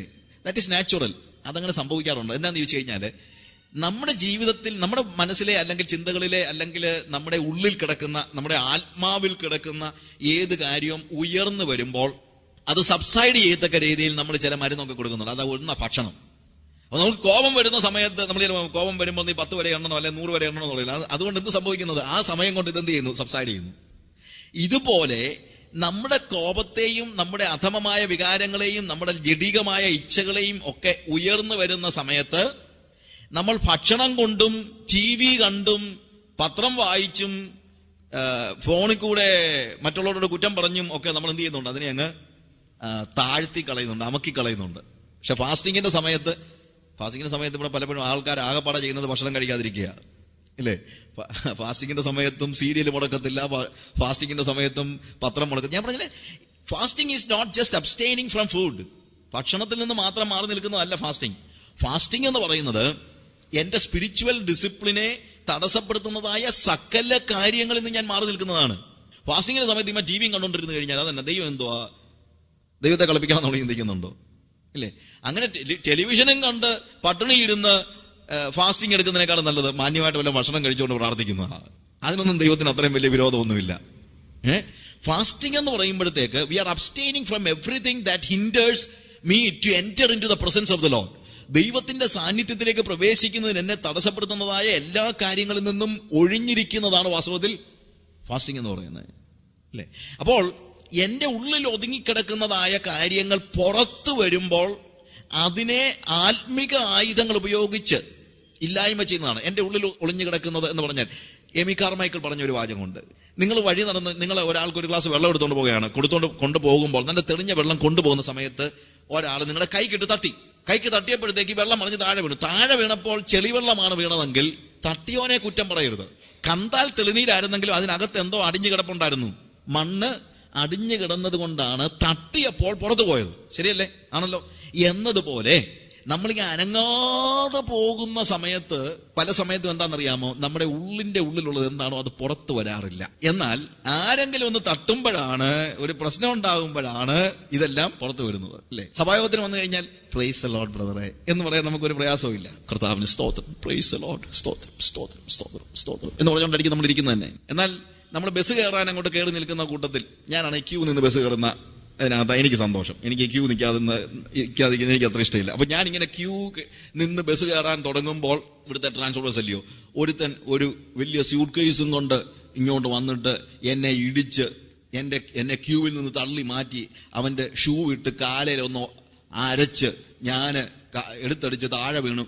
ഞാൻ എണീക്കുന്നതിന് മുമ്പേ ഡബിൾ ബെല്ലടിച്ച് വണ്ടി ഒന്ന് പോയെന്ന് വെച്ചു. അന്നേരം സഭാഹോളിൽ ഇരുന്നത് പോലെ പ്രൈസ് ദി ലോർഡ്, സ്തോത്രം സ്തോത്രം സ്തോത്രം, കർത്താവേ സ്തോത്രം എന്ന് ഞാൻ പറയൂ? പറയത്തില്ലെങ്കിൽ അതിൻ്റെ അർത്ഥം എൻ്റെ ഉള്ളിൽ അടങ്ങിക്കിടക്കുന്നതായ അധമ വികാരങ്ങൾ പുറത്തു വരുമ്പോൾ അതിനെ തടസ്സപ്പെടുത്തത്തക്ക രീതിയിലുള്ള ഒരു സാമൂഹിക പരിതസ്ഥിതി നിൽക്കാനാണ് എനിക്ക് ആഗ്രഹം. ഞാനൊരു ആത്മീകനാണ് എന്ന് മറ്റുള്ളവരെ തെറ്റിദ്ധരിപ്പിക്കാനായിട്ട് ഞാൻ എന്ത് വേണമെങ്കിലും ചെയ്യും. പക്ഷേ സംഭവിക്കുന്നതെന്ന് ചോദിച്ചു കഴിഞ്ഞാൽ എൻ്റെ ഉള്ളിലുള്ള ആത്മാവിലുള്ള കളങ്കങ്ങൾ പുറത്തു വരുന്നില്ല. അതുകൊണ്ട് എന്താണ്, എന്നും ഈ ചെളി അടിഞ്ഞു കിടക്കുന്നവനായി തന്നെ ഞാൻ കഴിയും. ഇനി ഞാൻ സഭായോഗത്തിന് പുറത്തു പോകുന്നില്ല, സഭാഹോളിന് പുറത്തു പോകുന്നില്ല, അല്ലെങ്കിൽ ആ ഒരു ജീവിത സാഹചര്യത്തിന് പുറത്തു പോകുന്നില്ല. അപ്പോൾ എൻ്റെ ഉള്ളിലുള്ളത് എന്താണെന്ന് അറിയണമെങ്കിൽ എൻ്റെ കാലയിൽ ഒരുത്തൻ ഷൂ ഇട്ട് അരയ്ക്കണം, എന്നാലേ അറിയത്തുള്ളൂ. അതറിയാനൂടെയാണ് പലപ്പോഴും ദൈവം അങ്ങനെയുള്ള സാഹചര്യത്തിലൂടെ എന്നെ കൊണ്ടുപോകുന്നത്. അപ്പോൾ കർത്താവിനോട് പറയണം, കർത്താവേ, ഇതൊക്കെ എൻ്റെ ഉള്ളിൽ കിടന്നതല്ലേ. ചില ആളുകൾ പറയും, ഞാൻ പറഞ്ഞാണോ എന്നെ കൊണ്ട് പറയിച്ചതല്ലേ എന്ന് വെച്ചാൽ എന്താ, ഞാൻ പറഞ്ഞതല്ല, എന്നെ കൊണ്ട് പറയാൻ എവിടുന്ന ഉണ്ടായിരുന്നത്. അപ്പൊ ഉള്ളിൽ കിടന്നത് കൊണ്ടല്ലേ പുറത്തു വന്നത്, അല്ലേ? റൈറ്റ്. കർത്താവ് പറഞ്ഞു, മനുഷ്യൻ പറയുന്ന ഏത് നിസാര വാക്കിനാലും അവൻ വിധിക്കപ്പെടും. നിസാര വാക്കിന് കണക്ക് ബോധിപ്പിക്കേണ്ടി വരും എന്നുള്ളത് ഒരു കാര്യം. Man shall be judged by every careless words he speak. അതിന്റെ അർത്ഥം നമ്മൾ ഇങ്ങനെ പറയും, അതുകൊണ്ട് വളരെ സൂക്ഷിച്ചു വേണം വാക്കുകൾ ഉപയോഗിക്കാൻ. അതല്ല കർത്താവ് ഉദ്ദേശിച്ചത്. കർത്താവ് ഉദ്ദേശിച്ചത് എന്നറിയാമോ? ഒരു മനുഷ്യൻ എങ്ങനെയുള്ളവനാണെന്ന് അറിയുന്നത് അവന്റെ കെയർഫുൾ വേർഡ്സ് കൊണ്ടല്ല, അവന്റെ കെയർലെസ് വേർഡ്സ് കൊണ്ടാണ്. ഞാൻ പറയുന്ന കെയർഫുൾ ആയിട്ടുള്ള വേർഡ്സ് ഞാൻ ആരാണെന്നുള്ളത് തെളിയിക്കുന്നില്ല. ഞാൻ ആരാണെന്ന് തെളിയിക്കുന്നത് ഞാൻ പറയുന്ന കെയർലെസ് വേർഡ്സാണ്. ഞങ്ങളുടെ വീട്ടിൽ ഞാനും പാസ്റ്ററും കൊണ്ടിരിക്കുകയാണെന്ന് വെക്കുക. അങ്ങനെ ഇരിക്കുമ്പോൾ പിള്ളേർ, ഞങ്ങൾക്ക് നല്ല ചില വിശാലമായ ഒരു മുറ്റമുണ്ട്. അപ്പോൾ പിള്ളേർ അവിടെ ക്രിക്കറ്റ് കളിക്കാൻ വന്നു, അയലോക്കത്തെ പിള്ളേരെല്ലാം കൂടെ. അപ്പോൾ ഇവൻ പന്തടിച്ച കൂട്ടത്തിൽ ഗ്ലാസും പൊട്ടിച്ച് പന്ത് വന്ന് ഞങ്ങളുടെ സിറ്റിംഗ് റൂമിൽ അകത്ത് വന്ന് കിടക്കുക, വീണ് കിടക്കുക. അപ്പോൾ ഈ ചെറുക്കൻ ആകപ്പാടെ പേടിച്ചു, ഇങ്ങനെ വന്ന് ബാറ്റും പിടിച്ച് ഇങ്ങനെ നിൽക്കുക, അടുത്ത് എന്തോ കേൾക്കാൻ പോകുന്നത് എൻ്റെ വായിൽ നിന്ന്. പക്ഷെ ഞാൻ പറഞ്ഞതെന്നറിയാമോ, മോനെ ടോമി, എടാ ഞാൻ നേരത്തെ തന്നെ പറഞ്ഞിട്ടില്ലേ വളരെ സൂക്ഷിച്ച് കളിക്കണമെന്ന്, കണ്ടില്ലേ ടിൻഡർ ഗ്ലാസ്സാ മോനെ, ഇനി ഇതിൻ്റെ അതേ കളറുള്ള ഗ്ലാസ് കിട്ടുകയെന്ന് പറഞ്ഞാൽ എന്തോരം പ്രയാസമാണ് അല്ലേ? അപ്പോട്ടെ, സാരമില്ല, നീ വന്ന് പന്തെടുത്തോണ്ട് വെക്കൂ എന്ന് ഞാൻ അവനോട് പറയുന്നു. എന്തുകൊണ്ടാണ് പറഞ്ഞതെന്നറിയാമോ? എന്തുകൊണ്ടാണ് ഇങ്ങനെ സൗമ്യമായിട്ട് ഞാൻ പറഞ്ഞത്? പാസ്റ്റർ അടുത്തിരിക്കുന്നതുകൊണ്ടാ. പാസ്റ്റർ അവിടെ ഇല്ലായിരിക്കണമായിരുന്നു, ഞാനെന്താ പറയുന്നുള്ളത് അന്നേരം അറിയാമായിരുന്നു. അപ്പോൾ പാസ്റ്റർ അടുത്തിരിക്കുമ്പോൾ ഞാൻ പറഞ്ഞ വാക്കുകൾ കെയർഫുൾ വേർഡ്സ് ആണ്. ഞാൻ വളരെ കെയർഫുള്ളാണ് എൻ്റെ വാക്കുകളിൽ, ഇല്ലേ? ഞാൻ കെയർലെസ് ആയിട്ട് എൻ്റെ വായിൽ നിന്ന് വരുന്ന വാക്കുകളാണ് എൻ്റെ യഥാർത്ഥ വാക്ക്, അല്ലെങ്കിൽ എൻ്റെ യഥാർത്ഥ ഹൃദയം. അതാണ് എൻ്റെ ആത്മാവിലുള്ളത്. അതുകൊണ്ടാണ് ഉപവാസത്തോട് ചേർന്ന് ആത്മതപനം വേണം. അതായത് ഉള്ളിൻ്റെ ഉള്ളിൽ അടിഞ്ഞു കിടക്കുന്നതായ എൻ്റെ അധമ വികാരങ്ങൾ പുറത്തു വരുമ്പോൾ അതിനെ കത്തിച്ച് കളയാൻ ദൈവസന്നിധിയിൽ ഇരുന്ന് പ്രാർത്ഥിക്കുന്നതാണ് ഉപവാസം എന്ന് പറയുന്നത്. ആത്മതപനം ഇല്ലാതെ ഉപവാസം നടത്തിയിട്ട് ഒരു കാര്യമില്ല. ഹൃദയത്തിന്റെ ഉള്ളിൽ അടിഞ്ഞു കിടക്കുന്ന, അല്ലെ പിന്നെ എന്തിനാ ഉപവാസം? അതുകൊണ്ട് ഞാൻ പറഞ്ഞത് കാര്യസാധ്യത്തിന് വേണ്ടിയുള്ള ഉപവാസമല്ല വേദപുസ്തകത്തിന്റെ ഉപവാസം. വേദപുസ്തകത്തിന്റെ ഉപവാസം ഒന്ന്, ഫസ്റ്റ് ഓഫ് ഓൾ ക്രൈസിസ്, ഒരു പ്രതിസന്ധിയുടെ സമയത്ത് എന്തും ആയിക്കോട്ടെ, അത് നിങ്ങളുടെ പേഴ്സണൽ ആയിട്ടുള്ള പ്രതിസന്ധി ആയിരിക്കും, ബിസിനസ്സിലെ തകർച്ചയായിരിക്കും, എന്തെങ്കിലും ആയിക്കോട്ടെ, ജപ്തി നോട്ടീസ് ആയിരിക്കും, എന്തും ആയിക്കോട്ടെ. ദെൻ നാച്ചുറലി വാട്ട് ഹാപ്പൻസ്, എനിക്ക് ഭക്ഷണം കഴിക്കാൻ കഴിയാത്തൊരു സ്റ്റേജ്. അതല്ലെങ്കിൽ ഞാൻ തീരുമാനമെടുക്കുന്ന ഫാസ്റ്റിംഗ് ഉണ്ടല്ലോ, 3 ദിവസത്തെ ഒരു ഉപവാസം, ആ ഉപവാസത്തിൽ ആത്മതപനം നടക്കണം. അല്ലെങ്കിൽ ആ ഉപവാസം കൊണ്ട് ഒരു പ്രയോജനവും. ഉപവാസവും ആത്മതപനവും ഒരുമിച്ച് പോകണം. എൻ്റെ ഹൃദയത്തിൻ്റെ ഉള്ളിൽ അടിഞ്ഞു കിടക്കുന്ന എല്ലാത്തിനെയും പുറത്തെടുത്ത് കളയാനായിട്ട് എനിക്ക് കഴിയണം. എന്നാൽ ഈ പ്രവാസത്തിൻ്റെ കാലത്തിന് ശേഷം, പ്രവാസകാലത്ത് അവരെല്ലാം ഉപവസിച്ചിരുന്ന കാര്യം എന്ന് വെച്ച് കഴിഞ്ഞാൽ, പ്രവാസകാലത്ത് അവരുടെ മനസ്സിൻ്റെ ഹൃദയത്തെ വേദനിപ്പിച്ചിരുന്ന ഒരു പ്രധാന കാര്യമാണ് അവരുടെ പിതാക്കന്മാരുടെ പട്ടണം നഷ്ടപ്പെട്ട് കിടക്കുന്നുള്ളത്. പ്രവാസാനന്തര കാലത്ത് ഉപവാസമുണ്ട്. യേശുക്രിസ്തുവിന്റെ കാലത്തെല്ലാം എന്താണ് പരീശൻ പറയുന്നത്, ഞാൻ ആഴ്ചയിൽ 2 വട്ടം ഉപവസിക്കുന്നു. ആ ഉപവാസം അവൻ ക്രൈസിസിലെ ഫാസ്റ്റിങ്ങുമല്ല, ഒരു സ്പിരിച്വൽ ഡിസിപ്ലിൻ എന്നുള്ള നിലയിലുമല്ല, അത് ഒരു ആചാരം എന്ന നിലയിലാണ്. കാര്യം ആഴ്ചയിൽ 1 ദിവസം ഉപവസിക്കണമെന്നുള്ളത് അവരങ്ങ് ഒരു ആചാരമാക്കി വെച്ചു. അതിനേക്കാൾ കൂടുതൽ ഉപവസിക്കുന്നവൻ കൂടുതൽ ഭക്തൻ. അതുകൊണ്ട് ഞാൻ ആഴ്ചയിൽ 2 വട്ടം ഉപവസിക്കുന്നു, 1 ദിവസമല്ല 2 വട്ടം. അപ്പോൾ ഒരു ആചാരമായി ആളുകൾ ഉപവസിക്കുന്ന സമയത്ത് യേശുക്രിസ്തു വന്നപ്പോൾ യേശുവിന്റെ ശിഷ്യന്മാരാരും എന്ത് ചെയ്തില്ല? ഉപവസിച്ചില്ല. ആൾക്കാർ ചോദിച്ചു, ഉപവസിക്കാത്തവൻ എന്തോ ആത്മീയനാടാ. യോഹന്നാന്റെ ശിഷ്യന്മാർ ഉപവസിക്കുന്നുണ്ട്, പരീശന്മാർ ഉപവസിക്കുന്നുണ്ട്, നീ വലിയ കൂടി ആത്മീയം പറഞ്ഞിട്ട് നിന്റെ ശിഷ്യന്മാരെന്നെ ഉപവസിക്കാതെ കർത്താവ് പറഞ്ഞു, എൻ്റെ ശിഷ്യന്മാർ ഉപവസിക്കാത്തത് അവർ എൻ്റെ കൂടെ ആയതുകൊണ്ടാണ്. എൻ്റെ കൂടെ ഉള്ളപ്പോൾ അവർക്ക് ഉപവസിക്കേണ്ട കാര്യമൊന്നുമില്ല. എന്നാൽ ഞാൻ പോയി കഴിയുമ്പോൾ മണവാളൻ അവരെ വിട്ടുപോകുന്ന സന്ദർഭം വരും, അപ്പോൾ അവർ ഉപവസിക്കും. മണവാളൻ കൂടെ ഉള്ളപ്പോൾ തോഴ്മക്കാർക്ക് ഉപവസിക്കേണ്ടത് ആവശ്യമില്ല. യേശു കർത്താവിൻ്റെ സാന്നിധ്യം എന്നിൽ നിന്ന് മായുന്നു, മറയുന്നു, എനിക്കതിന് കുറവ് വരുന്നു എന്നുള്ള ഒരു ചിന്ത ഉണ്ടാകുമ്പോൾ പെട്ടെന്ന് ഉപവസിച്ചോണം. കാര്യം യേശുവിൻ്റെ സാന്നിധ്യത്തിൽ നിന്ന് ഒരു നിമിഷമെങ്കിലും മാറി നിൽക്കുന്ന ഒരു സ്റ്റേജ് നമ്മെ സംബന്ധിച്ചിടത്തോളം ദൈവം ഉദ്ദേശിക്കുന്നതല്ല. അപ്പോൾ പെട്ടെന്ന് തന്നെ ഒരു സ്പിരിച്വൽ ഡിസിപ്ലിൻ എന്ന നിലയിൽ നമ്മൾ ദൈവസന്നിധിയിൽ ഇരിക്കണം. കർത്താവേ, നിന്റെ സാന്നിധ്യം എനിക്ക് വേണ്ട പോലെ അങ്ങോട്ട് അനുഭവിക്കാൻ കഴിയുന്നില്ല, കർത്താവേ നിന്റെ സാന്നിധ്യത്തിലേക്ക് എന്നെ മടക്കി വരുത്തണമെന്ന് പറയാൻ നമ്മൾ ഉപവസിക്കണം.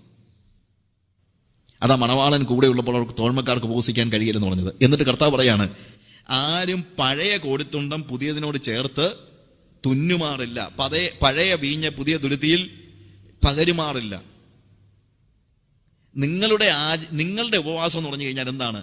ആചാരപരമായ ഒരു ഉപവാസമാണ്. ഉപവസിക്കണം, അതുകൊണ്ട് ഉപവാസം. വെള്ളിയാഴ്ച ഉപവാസ പ്രാർത്ഥനയല്ലേ, അതുകൊണ്ട് പിന്നെ രാവിലെ 12 മണി വരെ എങ്ങനെങ്കിലും കടിച്ചു പിടിച്ച് ഉപവസിക്കുക. അവിടെ എന്താ സംഭവിക്കുന്നത്? ഒരാചാരം എന്ന നിലയിൽ ഉപവാസം ഉണ്ടാവുകയാണ്. ആചാരം എന്ന നിലയിൽ ഉപവാസം ഉണ്ടാകുമ്പോൾ അതൊരു പഴയ കോടിത്തുണ്ടമാണ്. പക്ഷെ നമ്മുടെ ഉള്ളിൽ കത്തി നിൽക്കുന്ന കർത്താവ് തന്ന ജീവനുണ്ടല്ലോ, ആ ജീവന്റെ അനുഭവം ഉള്ളവന് ആചാരപരമായി ഉപവസിക്കാൻ കഴിയത്തില്ല. വെറും ഒരു ആചാരം എന്ന നിലയിൽ ഉപവാസത്തെ തരം താഴ്ത്തി കളയാൻ അവൻ ഒരിക്കലും കഴിയത്തില്ല. അവന്റെ ഉപവാസത്തിൽ എന്തുണ്ട്? ജീവനുണ്ട്. അവന്റെ ഉപവാസത്തിൽ ദൈവ സാന്നിധ്യത്തിന് വേണ്ടിയുള്ള വലിയ അഭിവാഞ്ചയുണ്ട്.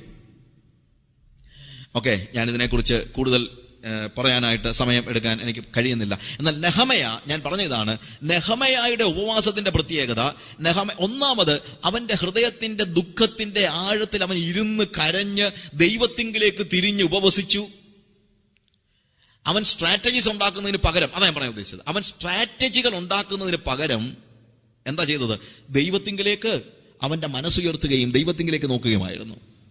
ഇന്നും നമ്മുടെ പിതാക്കന്മാർ, അതാണ് വാസ്തവത്തിൽ, നമ്മുടെ പിതാക്കന്മാർ ഉപവസിച്ചപ്പോഴൊക്കെ എന്താ അവർ ഉപവസിച്ചത്? എന്നാ അങ്ങ് ഉപവസിച്ചേക്കാമെന്ന് വെച്ചാൽ ആരും ഉപവസിച്ചതല്ല.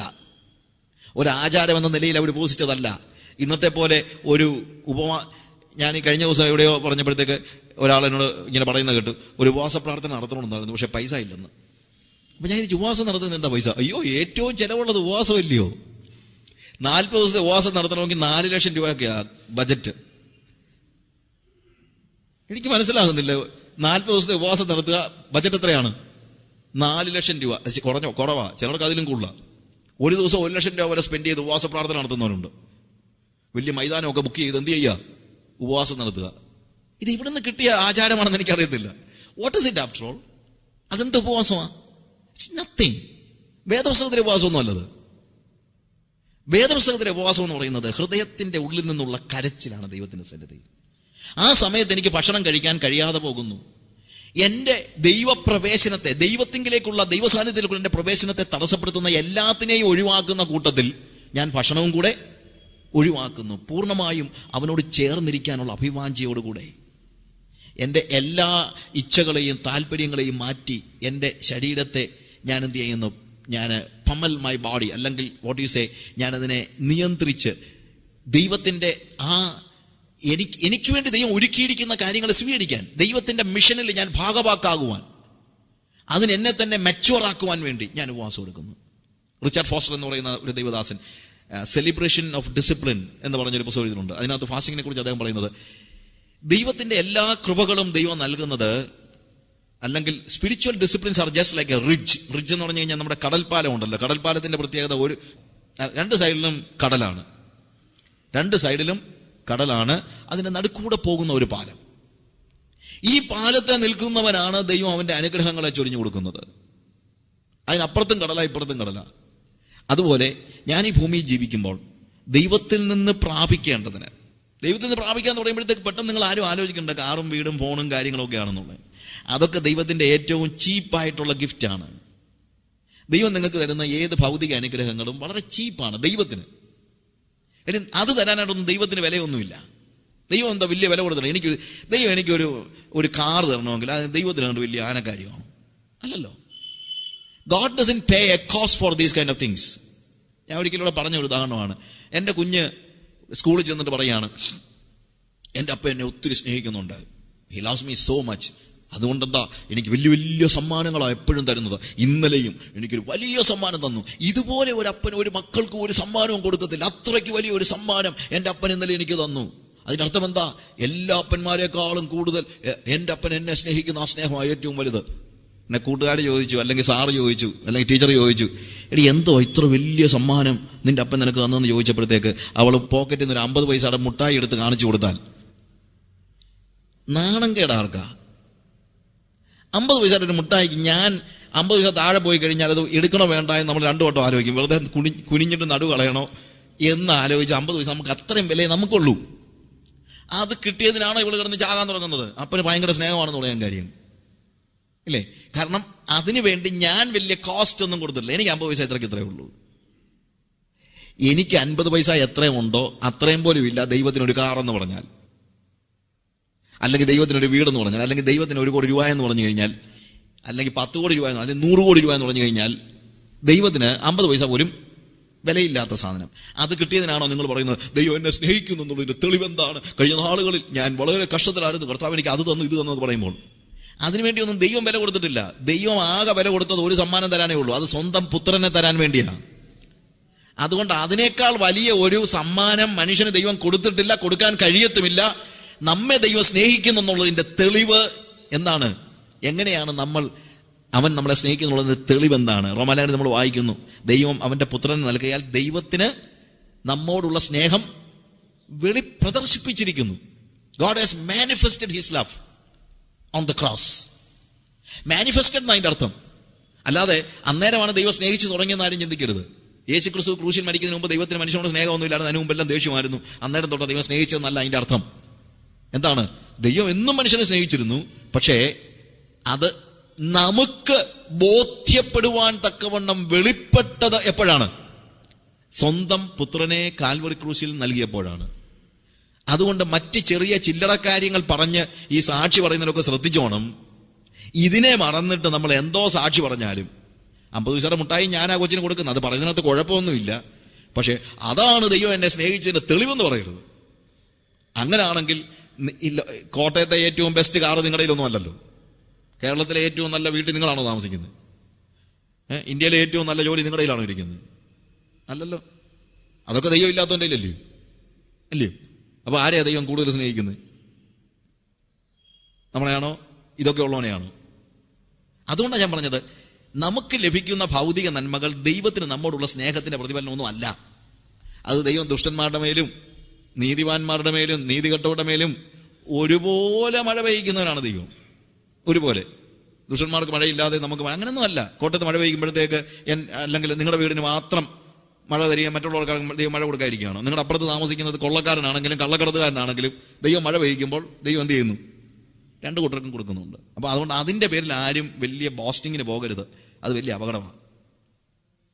ഓക്കെ, ഞാൻ പറഞ്ഞത് നെഹമയ ആചാരങ്ങൾക്ക് വിട പറഞ്ഞിട്ട്, ഉപവാസം ഒരു ആചാരമാക്കുന്നത് മാറ്റിയിട്ട് അവന്റെ ഹൃദയത്തിന്റെ ആഴത്തിലുള്ള വേദനയിൽ നിന്ന് അവൻ ഉപവസിച്ചു. അതുപോലെ തന്നെ അവൻ പ്രാർത്ഥിച്ചു. He was praying.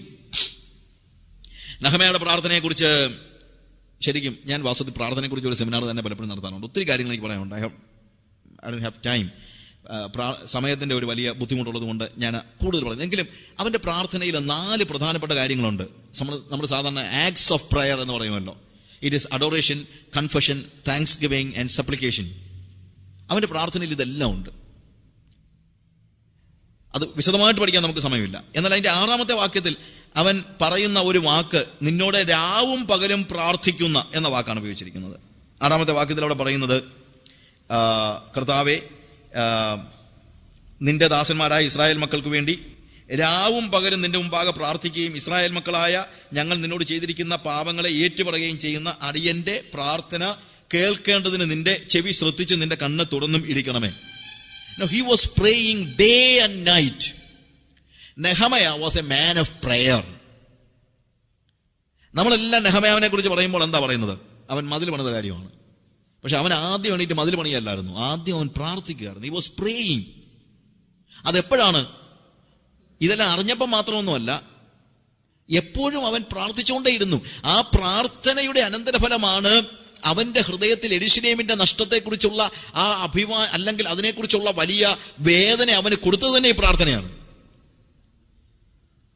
പ്രാർത്ഥന വേദനയുള്ളവനെ പ്രാർത്ഥിക്കാൻ പറ്റുള്ളൂ, പ്രാർത്ഥിക്കുന്നവനെ വേദന ഉണ്ടാകത്തുള്ളൂ. നമുക്കൊക്കെ ആത്മഭാരമില്ലെങ്കിൽ അതിന്റെ അർത്ഥം നമ്മൾ ഞാൻ പറയട്ടെ, ആത്മഭാരം ഇല്ലാത്തവന് പ്രാർത്ഥിക്കാൻ പറ്റത്തില്ലെന്ന് പറയുന്നത് പോലെ തന്നെ ഒരു ശരിയായ കാര്യമാണ്, പ്രാർത്ഥിക്കാത്തവൻ ആത്മഭാരം ഉണ്ടാകത്തുമില്ല. പറഞ്ഞ വ്യത്യാസം മനസ്സിലാക്കണം. ചുമ്മാ അങ്ങ് പോയിരുന്ന് പ്രാർത്ഥിക്കും. നമ്മൾ ചിലപ്പോൾ പറയും ഏറ്റവും പ്രയാസം കുറഞ്ഞ കാര്യം പ്രാർത്ഥിക്കുന്നതാണെന്നാണ്. അത് നമുക്ക് തോന്നാൻ കാര്യം നമുക്ക് പ്രാർത്ഥന എന്താണെന്ന് അറിയാൻ വയ്യാത്തതുകൊണ്ടാണ്. നമ്മൾ പലപ്പോഴും ബ്രദറെ പ്രാർത്ഥിക്കാമെന്ന് പറയുന്നതിനെന്നറിയാമോ, എന്നിൽ നിന്ന് വേറെ ഒന്നും നീ പ്രതീക്ഷിക്കേണ്ട, നിനക്ക് ഞാനൊരു ഒന്നും ചെയ്യാനൊന്നും പോകുന്നില്ല എന്ന് പറയുന്നതിന്റെ മറ്റൊരു വാക്കാ. ഒരു മനുഷ്യനൊരു സങ്കടം വന്ന് പറയുമ്പോൾ നമ്മൾ പറയുന്നത് ശരി ബ്രദറെ പ്രാർത്ഥിക്കാം. പ്രാർത്ഥിക്കുമോ? അതുമില്ല. അങ്ങനൊന്നും പ്രാർത്ഥിക്കാൻ പറ്റത്തുമില്ല. പ്രാർത്ഥിക്കണമെങ്കിൽ എന്ത് വേണം?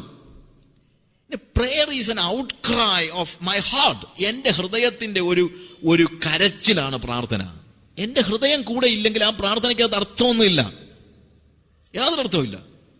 കഴിഞ്ഞ ദിവസം എൻ്റെ ഒരു സുഹൃത്ത്, അദ്ദേഹം ഒരു പ്രെയർ ടവർ പണിത് 24 മണിക്കൂറും ആളുകളെ ഇരുത്തി പ്രാർത്ഥിപ്പിക്കുന്നതിനെ കുറിച്ച് എന്നോട് പറഞ്ഞു. ഞാൻ പറഞ്ഞു മണ്ടത്തിലൊക്കെ പറയാതെ. ഞാൻ എന്തോ പ്രാർത്ഥനയെ കുറിച്ച് എന്തോ ദൈവദാസൻ ഇങ്ങനെ പറയുന്നത്. ഞാൻ പറഞ്ഞു ആരെയാ നിങ്ങൾ പ്രാർത്ഥിക്കാനാക്കുന്നത്? അത് വിധവകളും സമയമുള്ളവരുമായ ആളുകളെ ഞാൻ അവിടെ ഇരുത്തി പ്രാർത്ഥിപ്പിക്കുകയാണ്. ഞാൻ പറഞ്ഞു എന്തിനു വേണ്ടിയാണ് പ്രാർത്ഥിക്കുന്നത്? അത് എന്തൊക്കെ പ്രാർത്ഥനാപേക്ഷകൾ എവിടെ നിന്ന് കിട്ടുന്നു അതെല്ലാം പറഞ്ഞ് പ്രാർത്ഥിപ്പിക്കണം. ഞാൻ പറഞ്ഞു അവർക്ക് എങ്ങനെ ഇതൊക്കെ പ്രാർത്ഥിക്കാൻ പറ്റുന്നത്? അവർക്ക് ഇതുവല്ലതും വേദനയുണ്ട് അവരുടെ ഹൃദയത്തിൽ. ഗോകർണത്തുള്ള അല്ലെങ്കിൽ തമിഴ്നാട്ടിലുള്ള ഒരു തൻ്റെ കൊച്ചിൻ്റെ മുഖത്ത് അല്ലെങ്കിൽ കൊച്ചിൻ്റെ കഴുത്തിന് തൈറോയിഡ് ആണ് എന്ന് പറഞ്ഞു കഴിഞ്ഞാൽ ഇവിടെ ഇരിക്കുന്ന ആരെങ്കിലും ഒരാൾ പ്രാർത്ഥിക്കാൻ വേണ്ടി കാശ് കൊടുത്താക്കി കഴിഞ്ഞാൽ ഉടനെ അവർക്ക് ഹൃദയവേദനയോട് കർത്താവേ എന്ന് പറഞ്ഞ് കരയാനോ അല്ല അവർക്ക് പറ്റുമോ? അവർക്ക് ഇതൊക്കെ ഒരു വാർത്ത, അല്ലാതെ എന്താ? അതാണോ പ്രാർത്ഥന? That is not prayer. That's not prayer. Prayer is my heart cry. എന്റെ ഹൃദയത്തിന്റെ ഉള്ളിൽ നിന്നുള്ള കരച്ചിലാണ് പ്രാർത്ഥന. അല്ലാത്ത പ്രാർത്ഥന എന്ത് പ്രാർത്ഥനയാണ്? Do you think that prayer is just moving your lips? നിങ്ങളുടെ വായ അങ്ങോട്ടും ഇങ്ങോട്ടും അനക്കുന്നതാണോ പ്രാർത്ഥന? No, it is not prayer. പ്രാർത്ഥന ഹൃദയത്തിൽ നിന്നുണ്ടായാലേ പറ്റൂ. ഓക്കെ, ഇവിടെ നെഹെമ്യാ അവനെ സംബന്ധിച്ചിടത്തോളം അവൻ രാവും പകലും പ്രാർത്ഥിക്കാൻ കാര്യം അവന്റെ ഹൃദയത്തിന്റെ വേദന കൊണ്ടാണ്. അത് തന്നെയല്ല, രണ്ടാമത് അവൻ ഇസ്രായേൽ മക്കൾക്ക് വേണ്ടി പാപങ്ങളെ ഏറ്റുപറഞ്ഞ് പ്രാർത്ഥിക്കുകയാണ്. അവിടെ പറഞ്ഞിരിക്കുന്നത് അവൻ രാവും പകലും നിന്റെ മുമ്പാകെ പ്രാർത്ഥിക്കുകയും ഇസ്രായേൽ മക്കളായ ഞങ്ങൾ നിന്നോട് ചെയ്തിരിക്കുന്ന പാപങ്ങളെ ഏറ്റുപറയുകയും ചെയ്യുന്ന. First of all he was adoring God. അവൻ ആദ്യം ദൈവത്തെ അവൻ ആരാധിക്കുന്നുണ്ട്. he was worshiping God. ഞാൻ പറഞ്ഞല്ലോ ഈ വക കാര്യങ്ങളെ കുറിച്ച് പറയാനായിട്ട് അവന്റെ നെഹെമ്യായുടെ പ്രാർത്ഥന തന്നെ it is A long thing. അവൻ ദൈവത്തെ ആരാധിക്കുന്നു.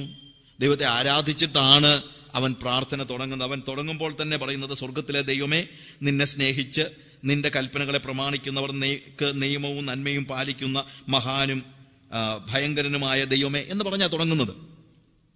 അവന് ദൈവം ആരാണെന്ന് അവന് അറിയാം. നമ്മളൊരു ദൈവത്തെ വർഷിപ്പ് ചെയ്യണമെങ്കിൽ ദൈവം ആരാണെന്ന് നമ്മൾ തിരിച്ചറിയണം. ദൈവത്തെക്കുറിച്ച് അവന് നല്ല കൃത്യമായ ധാരണയുണ്ട്. ദൈവം സ്വർഗസ്ഥനാണെന്നുള്ളത് അവൻ അറിയാം. അവൻ സ്വർഗത്തിൽ വസിക്കുന്നു എന്നുള്ളത് അറിയാം. സ്വർഗത്തിൽ വസിക്കുന്നു എന്ന് പറഞ്ഞു കഴിഞ്ഞാൽ സ്വർഗസ്ഥനായ പിതാവ് എന്ന് പറഞ്ഞാൽ ദൈവത്തിന്റെ പോസ്റ്റൽ അഡ്രസ് ഒന്നുമല്ല. സ്വർഗസ്ഥനായ പിതാവ് എന്ന് പറയുന്നത് ദൈവത്തിന്റെ സ്വഭാവത്തെയാണ് അവിടെ കാണിക്കുന്നത്. അവൻ സ്വർഗസ്ഥനാണെന്ന് പറയുമ്പോഴത്തേക്ക്, അല്ലാതെ വിദൂരസ്ഥനാണെന്നല്ല. സഭാപ്രസംഗി 5-ാം അധ്യായത്തിന്റെ 2-ാം വാക്യത്തിൽ നിന്റെ ദൈവസന്നിധി നീ പറയുന്ന വാക്കുകൾ സൂക്ഷിക്കണം, കാര്യം നീ ഭൂമിയിലും അവൻ സ്വർഗത്തിലുമാണ്. സൂക്ഷിക്കണമെന്നാണ് പറഞ്ഞത്. ശരിക്കും തിരിച്ചാ പറയേണ്ടത്, അത്ര സൂക്ഷിച്ചില്ലെങ്കിലും കുഴപ്പമില്ല, നീ ഇങ്ങ് ഭൂമിയിലും അവനങ്ങ് സ്വർഗത്തിലുമാണ്. ആ അർത്ഥത്തിലല്ല, ആ ജോഗ്രഫിക്കൽ ഡിസ്റ്റൻസ് അല്ല പറയുന്നത്, പ്രത്യുത അവന്റെ സ്വഭാവത്തെയാണ്.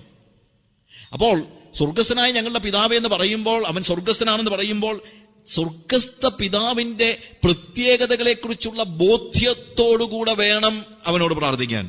അവൻ മഹാനും ഭയങ്കരനുമാണ്. He is a great God and he is a terrible God. അവൻ മഹാനാണ്. ആർക്ക്? He is a great God who work for you or for him. അവന് വേണ്ടി നിൽക്കുന്ന വ്യക്തികൾക്ക് അവൻ മഹാനാണ്. And he is working for you, he is doing something for you, he is a great God. അവൻ നമുക്ക് വേണ്ടി പ്രവർത്തിക്കുന്ന ദൈവമാണ്, മഹത്തായ പ്രവൃത്തികൾ നമുക്ക് വേണ്ടി ചെയ്യുന്ന ദൈവമാണ്. എന്നാൽ അവനോട് എതിർത്ത് നിൽക്കുന്നവർക്ക് he is a terrible God. അവൻ മഹാനാണ്, അവൻ ഭയങ്കരനുമാണ്, അവൻ നിയമം സൂക്ഷിക്കുന്ന ദൈവമാണ്. അവിടെ പറയുന്ന കാര്യം അതാണ്. എന്താണ്? നിന്നെ സ്നേഹിച്ച് നിന്റെ കൽപ്പനകളെ പ്രമാണിക്കുന്നവർക്ക് നിയമവും ദയയും പാലിക്കുന്ന ദൈവം. അവൻ നിയമം പാലിക്കുന്ന ദൈവമാണ്. God is A covenant God. ദൈവം നിയമമുള്ള ദൈവമാണ്. അല്ലാതെ ആർക്കും എപ്പോഴും വന്ന് കയറി, ഞാൻ ഇന്നലെ പറഞ്ഞതുപോലെ വലിയ വാതിൽ പണിതിട്ടിരിക്കുകയല്ല ദൈവം.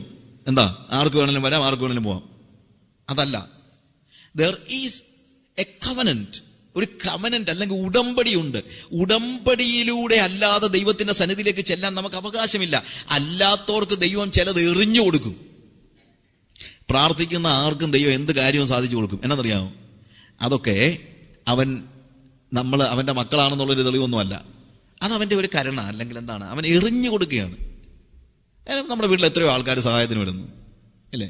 ചിലപ്പോൾ ഒരാൾ വന്നിട്ട് ചിലപ്പോൾ നമ്മൾ നല്ല എമൗണ്ട് കൊടുത്തെന്നിരിക്കും. ചിലപ്പോൾ ആൾക്കാർ നമ്മളിപ്പോൾ ഒരാളുടെ, ഞങ്ങളുടെ വീട്ടിൽ ഒരാൾ വരികയാണെന്ന് വെച്ചോ, അവർ വന്നിട്ട് പറയാണ്, സാറേ എൻ്റെ കുഞ്ഞിനെ പഠിപ്പിക്കാൻ യാതൊരു മാർഗവും ഇല്ല, അതുകൊണ്ട് സാർ എന്തെങ്കിലും സഹായിക്കണം. നമ്മൾ എന്തോ വേണം, അത് ഇപ്പോൾ കുറച്ച് പൈസ കൊടുക്കണം, പിന്നെ അവൾക്ക് എല്ലാ മാസവും 1000 രൂപ വെച്ച് കൊടുക്കണം. അപ്പോൾ ഞാൻ പറയുന്നു, ഓക്കെ, ഒരു കാര്യം ചെയ്യും, ആ കൊച്ചിൻ്റെ പഠിത്തം ഞാൻ നടത്തിക്കോളാം, ഞാൻ 1000 രൂപ വെച്ച് മാസം കൊടുത്തോളാം എന്ന് ഞാൻ പറയുന്നു. എന്താ അതിൻ്റെ അർത്ഥം? ആ കൊച്ച് എൻ്റെ കുഞ്ഞായതുകൊണ്ട് വല്ലതുമാണോ? അല്ല. അപ്പം ഞാനൊരു 2 വർഷം പഠിപ്പിച്ചാൽ 5 വർഷം പഠിപ്പിച്ച് കഴിഞ്ഞപ്പോഴത്തേക്ക് ഇത് അവകാശം പറഞ്ഞോണ്ട് വന്നാലോ, സാറേ ആ റബ്ബർ തോട്ടം സാറിൻ്റെ വീതം വെക്കുമ്പോഴേ എൻ്റെ മോക്കൂടെ കൊടുക്കണം കേട്ടോ എന്ന് പറഞ്ഞു കഴിഞ്ഞാൽ ഞാൻ എന്താ പറയും? കൊടുക്കുമോ? ഞാൻ ഇല്ല. കാര്യം ഞാൻ സഹായം എറിഞ്ഞു കൊടുക്കുകയാണ്, മക്കളായതുകൊണ്ടൊന്നുമല്ല. അങ്ങനെ എത്രയോ പേരെ നമ്മൾ സഹായിക്കുന്നു. എന്നതുപോലെ അപേക്ഷിക്കുന്ന എല്ലാവർക്കും ദൈവം സഹായം എറിഞ്ഞു കൊടുക്കുന്നുണ്ട്. അതിൻ്റെ അർത്ഥം നമ്മൾ ദൈവവുമായിട്ട് ഒരു ഉടമ്പടി ബന്ധത്തിലേക്ക് പ്രവേശിച്ചു എന്നല്ല. ഉടമ്പടി ബന്ധത്തിലേക്ക് പ്രവേശിക്കുന്നതിന് മാത്രമേ അവകാശമുള്ളൂ. അല്ലാത്തവർക്ക് അപേക്ഷിക്കാം, പക്ഷെ അവർക്ക് എന്തില്ല? അവകാശമില്ല. അപ്പോൾ ദൈവവുമായിട്ട് നെഹമ്യാ പറയാണ്, you are A God who keeps covenant. നീ ഉടമ്പടി സൂക്ഷിക്കുന്നവനായ ദൈവമാണ്. ദൈവത്തിന്റെ എല്ലാ ബന്ധങ്ങളും ഉടമ്പടിയുമായിട്ട് ബന്ധപ്പെട്ടാണ്. ദൈവം ആദാമുമായിട്ടൊരു കവനന്റിലേക്ക് പ്രവേശിച്ചു. അതാ അവനെ അനുഗ്രഹിച്ചു എന്ന് പറയുന്നത്. I have no time to describe all those things. എന്താണ് അവിടെ പറയുന്നത്? God blessed Adam. ബ്ലെസ്ഡ് എന്ന വാക്ക് ഒരു കവനന്റിന്റെ വാക്കാണ്.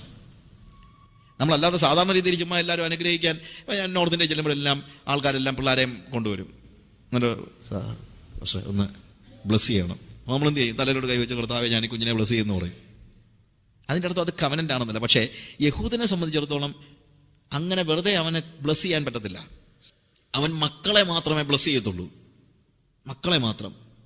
ആദാമിനെ അവനെ അനുഗ്രഹിച്ചെന്ന് പറഞ്ഞു കഴിഞ്ഞാൽ ആദാം ദൈവത്തിന്റെ മകൻ എന്നാണ് ലൂക്കോസിന്റെ സുവിശേഷം പറഞ്ഞത്. അതുകൊണ്ടാണ് അവനെ അനുഗ്രഹിച്ചത്. അബ്രഹാമിനെ ദൈവം അനുഗ്രഹിക്കാൻ കാരണം അവനെ മകനായിട്ട് ദൈവം ദത്തെടുക്കുകയാണ്. ഇസ്രായേൽ എൻ്റെ ആദ്യ ജാതൻ, അവൻ എന്നെ ആരാധിക്കാൻ എൻ്റെ പുത്രനെ വിടുക അല്ലേ? God was considering all the people of Israel as a son. പിന്നീട് മർക്കോസിന്റെ സുവിശേഷത്തിൽ വരുമ്പോഴത്തേക്ക് ദൈവപുത്രനായ യേശുക്രിസ്തുവിന്റെ വംശാവലി. അവിടെ ബ്ലെസ്സിങ് മക്കൾക്ക് വേണ്ടിയുള്ളതാണ്. അനുഗ്രഹം ആർക്ക് വേണ്ടിയുള്ളതാണ്? മക്കൾക്ക് വേണ്ടിയുള്ളതാണ്, അല്ലാത്തവർക്കുള്ളതല്ല. അപ്പോൾ അത് കവനന്റിലൂടെയാണ് ലഭിക്കുന്നത്. മക്കൾക്ക് മാത്രം കൊടുക്കുന്ന അനുഗ്രഹമായതുകൊണ്ടാണ് ഇസഹാക്ക് ആദ്യം യാക്കോബിനെ അങ്ങ് അനുഗ്രഹിച്ചു.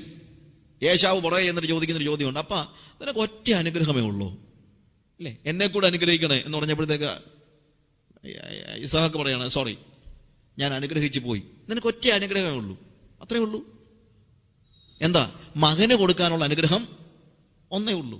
എൻ്റെ അനന്തരാവകാശിയാകുവാനുള്ള അവകാശം ഒന്നേ ഉള്ളൂ. അതാണ് കവനന്റ് എന്ന് പറയുന്നത്, കവനന്റ്. അപ്പോൾ ദൈവം നമ്മളുമായിട്ടൊരു കവനന്റിൽ ഏർപ്പെട്ടിരിക്കുന്നു. ആ കവനന്റിന്റെ അടിസ്ഥാനത്തിലാണ് എൻ്റെ പ്രാർത്ഥന. നെഹമ്യാ പറയാണ്, കർത്താവേ ഞങ്ങൾ പാപം ചെയ്തു, ഞങ്ങൾ ഒത്തിരി പ്രശ്നങ്ങളെല്ലാം ഉണ്ടാക്കിയിട്ടുണ്ട്, പക്ഷേ ഒരു കാര്യമുണ്ട്, we are people of your covenant. നിന്റെ ഉടമ്പടിയുടെ മക്കളാണ് ഞങ്ങൾ എന്നുള്ളത് നീ ഓർക്കണമേ എന്നാ പറയുന്നത്. നിന്റെ ഉടമ്പടിയുടെ മക്കളാണ് ഞങ്ങൾ എന്നുള്ളത് നീ ഓർക്കണമേ. ഉടമ്പടിയിലേക്ക് പ്രവേശിക്കുന്നവന് മാത്രമേ കവനന്റ് പറഞ്ഞ് ദൈവത്തിന്റെ മുമ്പിൽ ചെല്ലാനുള്ള അവകാശമുള്ളൂ. എന്നാൽ അതേസമയം അവൻ പറയുന്നത് എന്താണ്? നിയമവും ദൈവവും പാലിക്കുന്ന മഹാനും ഭയങ്കരമായ ദൈവമേ, നിന്റെ ദാസന്മാരായ ഇസ്രായേൽ മക്കൾക്ക് വേണ്ടി രാവും പകലും നിന്റെ മുമ്പാകെ പ്രാർത്ഥിക്കുകയും ഇസ്രായേൽ മക്കളായ ഞങ്ങൾ നിന്നോട് ചെയ്തിരിക്കുന്ന പാപങ്ങളെ ഏറ്റുപറയുകയും ചെയ്യുന്ന അടിയന്റെ പ്രാർത്ഥന കേൾക്കണമേ. He was confusing his since. അവന്റെ പാപങ്ങളെക്ക് വേണ്ടിയുള്ള ക്ഷമായാചനം നടത്തുകയാണ്. ക്ഷമായാചനം. അത് ഒരിക്കലല്ല. നമ്മൾ ചിലപ്പോൾ പറയും, നമ്മളെല്ലാം രക്ഷിക്കപ്പെട്ടല്ലേ ബ്രദറെ, ഇനിയിപ്പോൾ പാപക്ഷമയുടെ ആവശ്യമൊന്നുമില്ല അല്ലേ? നമ്മൾ രക്ഷിക്കപ്പെട്ടതാണ്, ശരിയാണ്. വിശുദ്ധന്മാർ പാപക്ഷമയ്ക്കായി അപേക്ഷിക്കേണ്ട എന്ന് പറയുന്നവരോട് ഞാൻ പറയാനുള്ള കാര്യമുണ്ട്. വേണ്ട, നിങ്ങൾ രക്ഷിക്കപ്പെട്ടതിന് ശേഷം ഒരു പാപവും ചെയ്തിട്ടില്ലെങ്കിൽ നിങ്ങൾ എന്ത് ചെയ്യണ്ട? പാപക്ഷമയ്ക്ക് വേണ്ടി അപേക്ഷിക്കേണ്ട. പക്ഷെ ചെയ്തിട്ടുണ്ടെങ്കിൽ എന്ത് ചെയ്താലേ പറ്റുള്ളൂ? അപേക്ഷിച്ചാലേ പറ്റുള്ളൂ. കർത്താവ് പ്രാർത്ഥിക്കാൻ പഠിപ്പിക്കുമ്പോൾ എന്താ പറയുന്നത്? ഞങ്ങളുടെ കടക്കാരോട് ഞങ്ങൾ ക്ഷമിച്ചിരിക്കുന്നത് ഞങ്ങളുടെ കടങ്ങളെ ഞങ്ങളോട് ക്ഷമിക്കണമേ. ഞങ്ങളുടെ പാപങ്ങളെ, കടമെന്ന് ഉദ്ദേശിക്കുന്ന പാപം എന്ന അർത്ഥത്തിലാണ്. ആരുടെ പ്രാർത്ഥനയാണ്? ശിഷ്യന്മാരോട് പറയാണ്, നിങ്ങൾ പ്രാർത്ഥിക്കുമ്പോൾ ഇവണ്ണം പ്രാർത്ഥിപ്പിൻ. അപ്പോൾ ശിഷ്യനും എന്ത് ചെയ്താലേ പറ്റൂ? പാപക്ഷമയ്ക്ക് വേണ്ടി അപേക്ഷിച്ചെങ്കിലേ പറ്റൂ. കാര്യം ഉടമ്പടി സൂക്ഷിക്കുന്നതിൽ ഞാൻ പരാജയപ്പെട്ടു പോയി. അതുകൊണ്ടാണ് പാപക്ഷമ ആവശ്യമായിരിക്കുന്നത്. ദൈവത്തിന്റെ ഭാഗത്തു നിന്ന് ദൈവം ഒരിക്കലും ഉടമ്പടി തെറ്റിച്ചിട്ടില്ല. പക്ഷെ എന്റെ ഭാഗത്ത് നിന്ന് ഉടമ്പടിയുടെ ജീവിതം ജീവിക്കുന്നതിൽ ഞാൻ പരാജയപ്പെട്ടത് കൊണ്ട് ദൈവത്തിന്റെ സന്നിധിയിൽ എനിക്ക് എന്ത് ചെയ്താലേ പറ്റുള്ളൂ? ചെന്ന് കർത്താവേ ഞാൻ തെറ്റിപ്പോയി എന്നുള്ള കാര്യം എനിക്ക് പറഞ്ഞേലേ പറ്റൂ. അതുകൊണ്ട് നമ്മുടെ പ്രാർത്ഥനയിൽ it is adoration, it is confession. പാപം ക്ഷമയ്ക്ക് വേണ്ടിയുള്ള അപേക്ഷ നമുക്ക് തീർച്ചയായും അവിടെ അത്യന്താപേക്ഷിതമാണ്. എന്നിട്ട് 1-ാം അധ്യായത്തിന് 5-ാം വാക്യത്തിൽ അവിടെ പറയുന്ന 5-ാമത്തെ വാക്യത്തിൽ വായിക്കുമ്പോഴത്തേക്ക് നമ്മൾ പറയാണ്, നിന്നെ സ്നേഹിച്ച് നിന്റെ കൽപ്പനകളെ പ്രമാണിക്കുന്നവർക്ക് നിയമവും ദയയും പാലിക്കുന്ന മഹാനും ഭയങ്കരനുമായ ദൈവമേ. നീ 2 കാര്യങ്ങൾ ആണ് ദൈവത്തിന്റെ പ്രത്യേകത. ഒന്ന്, നിയമം പാലിക്കുന്ന ദൈവം. God always will keep his covenant. ദൈവം എപ്പോഴും മനുഷ്യനുമായി അവൻ ചെയ്ത നിയമത്തെ പാലിക്കും. അതിന് സംശയമൊന്നുമില്ല, ഒരു സംശയമില്ല. അത് ദൈവത്തിന്റെ ഭാഗത്തു നിന്നുള്ള ദൈവത്തിന്റെ ഉടമ്പടിയാണ്. അബ്രഹാമുമായിട്ട് ഉടമ്പടി ചെയ്തപ്പോൾ, എനിക്ക് ഓരോ കാര്യങ്ങൾ പെട്ടെന്ന് കയറി പറഞ്ഞു പോകുകയാണ്, മനസ്സിലാക്കാൻ വേണ്ടി പറയുകയാണ്. അബ്രഹാമുമായിട്ട് ഉടമ്പടി ചെയ്ത കാര്യങ്ങളെക്കുറിച്ച് നമ്മൾ വായിക്കുന്നുണ്ട്. അബ്രഹാമിനോട് പറഞ്ഞു, നീ മൃഗങ്ങളെ കൊണ്ടുവരിക, പക്ഷികളെ കൊണ്ടുവരിക. എന്നിട്ട് എന്താ അവിടെ കാണുന്നത്? കുറച്ച് കഴിഞ്ഞപ്പോഴത്തേക്ക് അവൻ പക്ഷികളെ അവിടെ എഴുതിയിട്ടുണ്ട്, പക്ഷികളെ അവൻ പിളർന്നില്ല. പക്ഷികളെ പിളർന്നില്ല എന്ന് പറയുന്നതിന് ഒരു പ്രധാനപ്പെട്ട കാര്യമുണ്ട്. അതിന് നമ്മൾ വേറെ അർത്ഥമൊക്കെ തിരക്കി പോകേണ്ട കാര്യമില്ല. ഈ ഉടമ്പടിയുടെ ഇടയിൽ നമ്മൾ യാഗമർപ്പിക്കുന്ന മൃഗത്തെ പിളർക്കുന്നതിന്റെ സിമ്പൽ എന്നാണെന്നറിയാമോ? ഈ ഉടമ്പടി തെറ്റിച്ചാൽ നിനക്കെന്നെ ഇതുപോലെ വെട്ടിമുറിക്കാമെന്നാണ് പറയുന്നത്. അബ്രഹാമും ദൈവമായിട്ട് ഉടമ്പടി ചെയ്തപ്പോഴത്തേക്ക് അബ്രഹാം പേടിച്ചു പോയി. എന്താണ്? എൻ്റെ ദൈവമേ, ഈ ഉടമ്പടിയിൽ ഞാൻ ഈ മൃഗത്തെ അല്ലെങ്കിൽ ഞാൻ ഈ പക്ഷിയെ പിളർന്നാൽ എന്താ സംഭവിക്കുന്നത്? ഞാൻ ഈ നിയമം തെറ്റിച്ചാൽ ദൈവത്തോട് അവൻ പറയാണ്, ദൈവമേ, ഞാൻ ഈ നിയമം തെറ്റിച്ചാൽ എന്നെ നിനക്ക് ഈ പക്ഷിയെ പോലെ പിളർക്കാം. ഇതാണ് ആ ഉടമ്പടി. അതുകൊണ്ടാണ് അബ്രഹാം പേടിക്കുന്നത്. അവന് ഭീതിയും അന്ധതമസവും ഉണ്ടായി. സന്ധ്യ വരെ അവൻ എന്ത് ചെയ്യുന്നില്ല? അവൻ ഇങ്ങനെ പക്ഷിയെ വെച്ചോണ്ടിരിക്കുക. റാഞ്ചൽ പക്ഷികൾ വന്നപ്പോൾ അവനെ ആട്ടിക്കളഞ്ഞു. കാര്യം അവൻ ഇത് പിളർക്കാൻ പേടിയാ. പിന്നെ 2-ാമത്തെ ഒരു കാര്യമുണ്ട്. ഈ യാഗാർപ്പണത്തിന് ശേഷം ഇവർ 2 പേരും അങ്ങോട്ടും ഇങ്ങോട്ടും നടക്കും. അതാണ് ഉടമ്പടിയുടെ ഏറ്റവും ഒടുവിലത്തെ ക്രിയ എന്ന് പറയുന്നത്. അതായത് ഈ ഉടമ്പടി ഞാൻ സമ്മതിച്ചിരിക്കുന്നു എന്ന് പറഞ്ഞ് അങ്ങോട്ടും ഇങ്ങോട്ടും ആളുകൾ നടക്കണം. ഈ 2 പേര്. അബ്രഹാം അങ്ങോട്ട് നടന്നില്ല, സന്ധ്യയായി നടന്നില്ല. അബ്രഹാം നടന്നു കഴിഞ്ഞിട്ട് വേണം ദൈവത്തിന് ഇങ്ങോട്ട് നടക്കാൻ. ഞാൻ പറഞ്ഞ ആകുന്നുണ്ടല്ലോ ആ ഭാഗം. നിങ്ങൾക്ക് ആ ഭാഗം അറിയാമെന്നുള്ള ചിന്തയിൽ ഞാനതങ്ങ് പറഞ്ഞു പോകുകയാണ്. കാര്യം വേദോസിലെ പല ഭാഗങ്ങളും പറഞ്ഞു പോകുമ്പോഴും വായിക്കാൻ സമയമില്ല. പക്ഷേ ഇതൊക്കെ അറിയാമെന്ന നമ്മൾ പറയുമ്പോൾ നമ്മുടെ ചിന്ത. പക്ഷെ മിക്കവർക്കും ഇതൊക്കെ അറിയത്തുമില്ല. ഭാഗമൊക്കെ വായിച്ചിട്ടില്ലാത്ത ഒത്തിരി പേര് കാണുമായിരിക്കും. അത് പോയി വായിരും. അല്ല, ഞാൻ എന്തോ ചെയ്യാനാ. അബ്രഹാം അങ്ങോട്ട് നടന്നില്ല. പക്ഷെ സന്ധ്യ ആയി കഴിഞ്ഞപ്പോൾ ഇതാ ഒരു തീച്ചൂള, എ ബേണിംഗ് ടോർച്ച്. അത് എന്താണ്? ഈ യാഗപീഠത്തിന് നടുവേ കടന്നുപോയി. എന്താ അതിൻ്റെ അർത്ഥം എന്നറിയാമോ? ദൈവം അബ്രഹാമിനോട് പറയാ, അബ്രഹാമേ, ഒരു പക്ഷേ നീ നിയമം തെറ്റിച്ചാലും ഞാൻ നിന്നെ ഉപദ്രവിക്കത്തില്ല. പക്ഷേ ഈ നിയമത്തിൽ നിന്ന് ഞാൻ ഏതെങ്കിലും രീതിയിൽ പിന്മാറിയാൽ ഈ പക്ഷിയെ പിളർക്കുന്നത് പോലെ നിനക്ക് എന്നെ പിളർക്കാമെന്ന് കർത്താവ് സമ്മതിച്ചു. ഹല്ലേലൂയ. അതാ ഉടമ്പടിയുടെ അർത്ഥം അവിടെ വരുന്നത്. You understand? അതുകൊണ്ട് ദൈവം നിയമം പാലിക്കുമെന്നുള്ളതിന് യാതൊരു സംശയമില്ല. ദൈവം ചെയ്ത ഓരോ നിയമവും ദൈവം പാലിക്കാതിരിക്കത്തില്ല. നമ്മുടെ ഭാഗത്ത് നമ്മൾ അവിശ്വസ്തരാകുമ്പോഴും അവൻ വിശ്വസ്തയോടെ പാർക്കുന്നതിൻ്റെ കാരണം എന്നാന്ന് ചോദിച്ചു കഴിഞ്ഞാൽ, നമ്മൾ ഇതിനെ കടന്ന് അങ്ങോട്ട് പോയിട്ടില്ല. പക്ഷേ ദൈവം അത് കടന്ന് ഇങ്ങോട്ട് വന്നിട്ടുണ്ട്. ഹല്ലേലൂയ. അതുകൊണ്ട് നെഹെമ്യാ പറയാ, നിന്നെ സ്നേഹിക്കുന്നവർക്ക്, നിന്റെ നിന്നെ സ്നേഹിച്ച് നിന്റെ കൽപ്പനകളെ പ്രമാണിക്കുന്നവർക്ക് നിയമവും ദയയും പാലിക്കുന്നവനായ ദൈവമേ. അവിടെ നെഹമ്യാ പറയുന്ന ഒരു കാര്യം ഇതാണ്: കർത്താവേ, ഞങ്ങൾ നിയമം പാലിക്കുന്നതിൽ പരാജയപ്പെട്ടു, ഞങ്ങൾ നിന്റെ നിയമത്തെ പാലിച്ചിട്ടില്ല, അതുകൊണ്ടാണ് അവർ പ്രവാസത്തിൽ പോകേണ്ടി വന്നത്. പക്ഷേ നീ നിയമം മാത്രമല്ലല്ലോ, അതിൻ്റെ കൂടെ നിനക്ക് മറ്റൊരു ഗുണവിശേഷം കൂടെ ഉണ്ടല്ലോ. അതെന്താണ്? That is your Mercy. നീ ദയയും പാലിക്കുന്ന ദൈവമാണല്ലോ. നിയമം പാലിക്കുന്ന ദൈവമാണെങ്കിൽ ഞങ്ങൾക്ക് നിന്റെ അടുത്തോട്ട് വരാനുള്ള യോഗ്യത ഇല്ല. പക്ഷേ നീ കൃപയുള്ള ദൈവമായതുകൊണ്ട് ഇനി ഞങ്ങൾക്ക് ആവശ്യം എന്താണ്? നീ നിയമം പാലിക്കുന്ന ദൈവമാണ്, ഇനി ഞങ്ങൾക്ക് ആവശ്യം നിന്റെ കൃപയാണ് എന്നാണ് അവിടെ പറയുന്നത്. സി, നമുക്കും ഇന്ന് ദൈവത്തിന്റെ സന്നിധിയിൽ നിയമത്തിന്റെ പേര് പറഞ്ഞ് ചെല്ലാനുള്ള യോഗ്യതയൊക്കെ എന്നേ നഷ്ടപ്പെട്ടു പോയി. കർത്താവേ, ഞാൻ നിനക്ക് വേണ്ടി ചെയ്ത കാര്യങ്ങൾ, അങ്ങനെ നമുക്ക് പോയി പറയാനായിട്ടുള്ള അവകാശമില്ല. അപ്പോൾ നമുക്ക് ട്രസ്റ്റ് ഇല്ലാതെ വരികയാണ്, നമുക്ക് ദൈവത്തിൽ ആശ്രയിക്കാൻ കഴിയാതെ വരികയാണ്. നമ്മൾ പലപ്പോഴും പ്രാർത്ഥിക്കുന്നത് അറിയാതെയാണെങ്കിലും കർത്താവ് പറഞ്ഞു, നിങ്ങൾ എൻ്റെ നാമത്തിൽ അപേക്ഷിപ്പിൻ, എന്നാൽ ഞാൻ നിങ്ങൾക്ക് ചെയ്തു തരും. എന്താ അതിൻ്റെ അർത്ഥം? പ്രാർത്ഥിച്ചു കഴിയുമ്പോഴത്തേക്ക് യേശുവിൻ്റെ നാമത്തിൽ തന്നെ ആമീൻ എന്ന് പറയുന്നതാണോ? അല്ല. അതിൻ്റെ അർത്ഥം, നിങ്ങളിപ്പോൾ ഇതുവരെ എൻ്റെ നാമത്തിലൊന്നും അപേക്ഷിച്ചിട്ടില്ല, എൻ്റെ നാമത്തിൽ അപേക്ഷിപ്പിൻ. എന്തുകൊണ്ടാണ് ഇത്രയും നാൾ നിങ്ങൾ പിന്നെ ആരുടെ നാമത്തിൽ അപേക്ഷിച്ചത്? നിങ്ങൾ ഇതുവരെ അപേക്ഷിച്ചത് നിങ്ങളുടെ നാമത്തിലാ. എന്താ അതിൻ്റെ അർത്ഥം? നിങ്ങൾ പറഞ്ഞു, കർത്താവെ, കഴിഞ്ഞ 21 വെള്ളിയാഴ്ച തുടർമാനമായി ഉപവാസം എടുത്തതിനെ നീ കാണുന്നുവല്ലോ കർത്താവെ, നീ പ്രവർത്തിക്കണമേ കർത്താവെ എന്ന് പറയുമ്പോൾ നമ്മൾ യേശുവിൻ്റെ നാമത്തിലല്ല, ആരുടെ നാമത്തിലാണ് ചെല്ലുന്നത്? നമ്മുടെ പേരിലാണ്, നമ്മളെടുത്ത ഉപവാസത്തിന്റെ പേരിലാണ് അങ്ങോട്ട് ചെല്ലുന്നത്. അതുകൊണ്ടാണ് ഒരു കാര്യവും സാധിക്കാത്തത്. കർത്താവെ, കഴിഞ്ഞ 40 വർഷമായി വിശ്വാസത്തിൽ പിടിച്ചു നിൽക്കുവാൻ നീ കർത്താവെ നിന്ന കാര്യത്തെ നീ ഓർക്കുമല്ലോ കർത്താവെ എന്ന് പറയുമ്പോൾ നമ്മൾ ആരുടെ പേരിലാണ് ചെല്ലുന്നത്? നമ്മുടെ നാമത്തിലാണ് ചെല്ലുന്നത്. കർത്താവെ, കഴിഞ്ഞ 16 വർഷമായി വടക്കേ ഇന്ത്യയിൽ പ്രവർത്തിക്കുവാൻ ഞാൻ പ്രവർത്തിച്ച പ്രവർത്തനങ്ങളെ നീ കാണുന്നില്ലെന്ന് ഞാനെങ്ങാനും പറഞ്ഞു കഴിഞ്ഞാൽ അവിടെ നിന്നൊന്നും കിട്ടത്തില്ല. കാര്യം സ്വർഗത്തിൽ എൻ്റെ പേരിൽ അക്കൗണ്ട് ഇല്ല, നിങ്ങളുടെ പേരിലും അക്കൗണ്ട് ഇല്ല. സ്വർഗത്തിൽ ആകെപ്പാടെ യേശുവിൻ്റെ പേരിലേ അക്കൗണ്ട് ഉള്ളൂ. അതുകൊണ്ട് വല്ലവും കിട്ടണമെങ്കിൽ കർത്താവെ, എൻ്റെ പേരിൽ ഒന്നും എനിക്ക് പറയാനൊന്നുമില്ല, ഞാൻ യേശുവിൻ്റെ പേരിലാണ് നിന്റെ അടുത്തോട്ട് വരുന്നതെന്ന് പറയുമ്പോഴാ കാര്യങ്ങൾ നടക്കുന്നത്. അതുകൊണ്ടാണ് ഞാൻ പറഞ്ഞത്, ദയയ്ക്ക് വേണ്ടിയുള്ള അപേക്ഷയാണ് നെഹമ്യാ നടത്തുന്നത്. കർത്താവെ, നീ നിയമം പാലിക്കുന്നവനാണ്, പക്ഷെ ഞങ്ങൾ നിയമം പാലിച്ചില്ല. അതുകൊണ്ട് ഞങ്ങൾ പാലിച്ച നിയമത്തിന്റെ പേരിൽ നിന്റെ അടുത്ത് വന്ന് ഒന്നും ആവശ്യപ്പെടാൻ ഞങ്ങൾ കഴിയത്തില്ല. പക്ഷേ രണ്ടാമതൊന്നുണ്ടല്ലോ, എന്ത്? നീ ദയ ഉള്ള ദൈവമാണല്ലോ. നമ്മൾ ഭൂമിയിൽ ജീവിക്കുമ്പോൾ ദൈവത്തിന്റെ സന്നിധിയിൽ ചെല്ലാൻ കഴിയേണ്ടതിന് വേണ്ടി ദൈവം വെച്ചിരിക്കുന്ന ഒരേ ഒരു സിംഹാസനമേ ഉള്ളൂ. അതിന്റെ പേര് കൃപാസനമെന്നാ. ബാക്കിയുള്ളതൊക്കെ അവിടെ ചെല്ലുമ്പോഴാണ് പ്രതിഫലമൊക്കെ. ഭൂമിയിൽ ഞാൻ ജീവിക്കുമ്പോൾ ദൈവത്തിന്റെ സന്നിധി എനിക്ക് ചെല്ലാൻ കഴിയുന്ന ഒരേ ഒരു സിംഹാസനം, അത് കൃപാസനമാണ്. അതുകൊണ്ടാണ് തക്ക സമയത്ത് കരുണ ലഭിക്കേണ്ടതിന് കൃപാസനത്തിലേക്ക് അടുത്ത് ചെല്ലുവാൻ നമുക്ക് ദൈവം അനുവാദം തന്നിരിക്കുന്നു. ഞാൻ ഈ ഭൂമിയിൽ ജീവിക്കുകയാണെങ്കിൽ എനിക്ക് 2 കാര്യങ്ങൾ ദൈവത്തിൽ നിന്നുണ്ടേലേ പറ്റുള്ളൂ. 1 കൃപ, 2 കരുണ. കരുണയും കൃപയും. Mercy and grace. The name of his seat is Mercy seat, അല്ലേ? കൃപാസനം, അല്ലേ? Mercy seat, thrown of grace.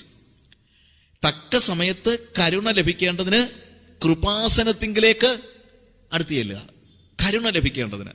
അപ്പോൾ ദൈവത്തിന്റെ അടുത്തേക്ക് ചെല്ലണമെങ്കിൽ തന്നെ എനിക്ക് കരുണ വേണം.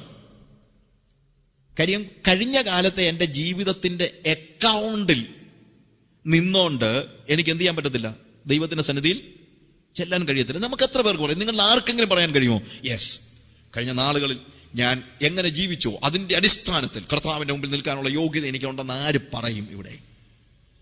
None of you can say. We can never say that. ഇല്ലേ? അതുകൊണ്ട് ഏതൊരു വ്യക്തിയും അവന്റെ സന്നിധിയിലേക്ക് ചെല്ലണമെങ്കിൽ തന്നെ നമ്മളുടെ കഴിഞ്ഞ കാല പാപങ്ങൾ, കഴിഞ്ഞ കാല ജീവിതത്തിന്റെ പ്രത്യേകതകൾ കൊണ്ട് കരുണയ്ക്ക് വേണ്ടി അപേക്ഷിച്ചേ പറ്റൂ. Our past life ask us to go to the mercy seat. എൻ്റെ പാസ്റ്റ്, എൻ്റെ ഭൂതകാലം കൊണ്ട് എനിക്ക് ദൈവസന്നിധി ചെല്ലണമെങ്കിൽ എനിക്ക് എന്ത് വേണം? കരുണ ലഭിച്ചേ പറ്റൂ. 2, എനിക്ക് ഇന്നും നാളെയും ജീവിക്കണമെങ്കിൽ അവൻ്റെ കൃപ ഉണ്ടേലേ പറ്റൂ. അതുകൊണ്ട് കഴിഞ്ഞ കാലങ്ങളുടെ പ്രത്യേകതകൾ കൊണ്ട് എനിക്ക് കരുണ, ദൈവത്തിന്റെ കരുണ ആവശ്യമാണ്. ഇന്ന് ജീവിക്കേണ്ടതിന് എനിക്ക് അവന്റെ കൃപ ആവശ്യമാണ്. അതുകൊണ്ടാ കർത്താവ് തക്ക സമയത്ത് കരുണ ലഭിക്കേണ്ടതിന് കൃപാസനത്തിങ്കിലേക്ക് അടുത്ത് ചെല്ലുവാൻ നമ്മൾക്ക് അനുവാദം തന്നിരിക്കുന്നത്. കരുണയും കൃപയും അതാ അവിടെ പറയുന്നത്. ഓക്കെ, അതുകൊണ്ട് നെഹെമ്യാ കർത്താവിനോട് പറയാം, കർത്താവേ, നീ നിയമം പാലിച്ചു, ഞങ്ങൾ നിയമം പാലിച്ചില്ല. പക്ഷെ രണ്ടാമതൊന്നുണ്ടല്ലോ, നിന്റെ ദയ.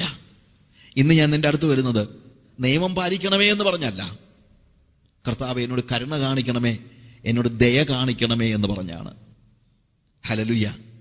ദൈവത്തിന്റെ സന്നിധി നമുക്ക് ചെല്ലാനുള്ള യോഗ്യത അത് മാത്രമാണ്. എന്നിട്ട് നെഹെമ്യാ പറയാണ്, അടുത്തായിട്ട് പറയുന്നത്, നെഹെമ്യാ ജനങ്ങളുടെ പാപം സ്വയമായിട്ട് ഏറ്റെടുക്കുകയാണ്.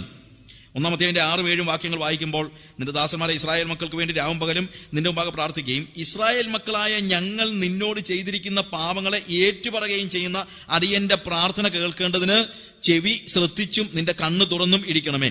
ഞാനും എന്റെ പിതൃഭവനവും പാപം ചെയ്തിരിക്കുന്നു.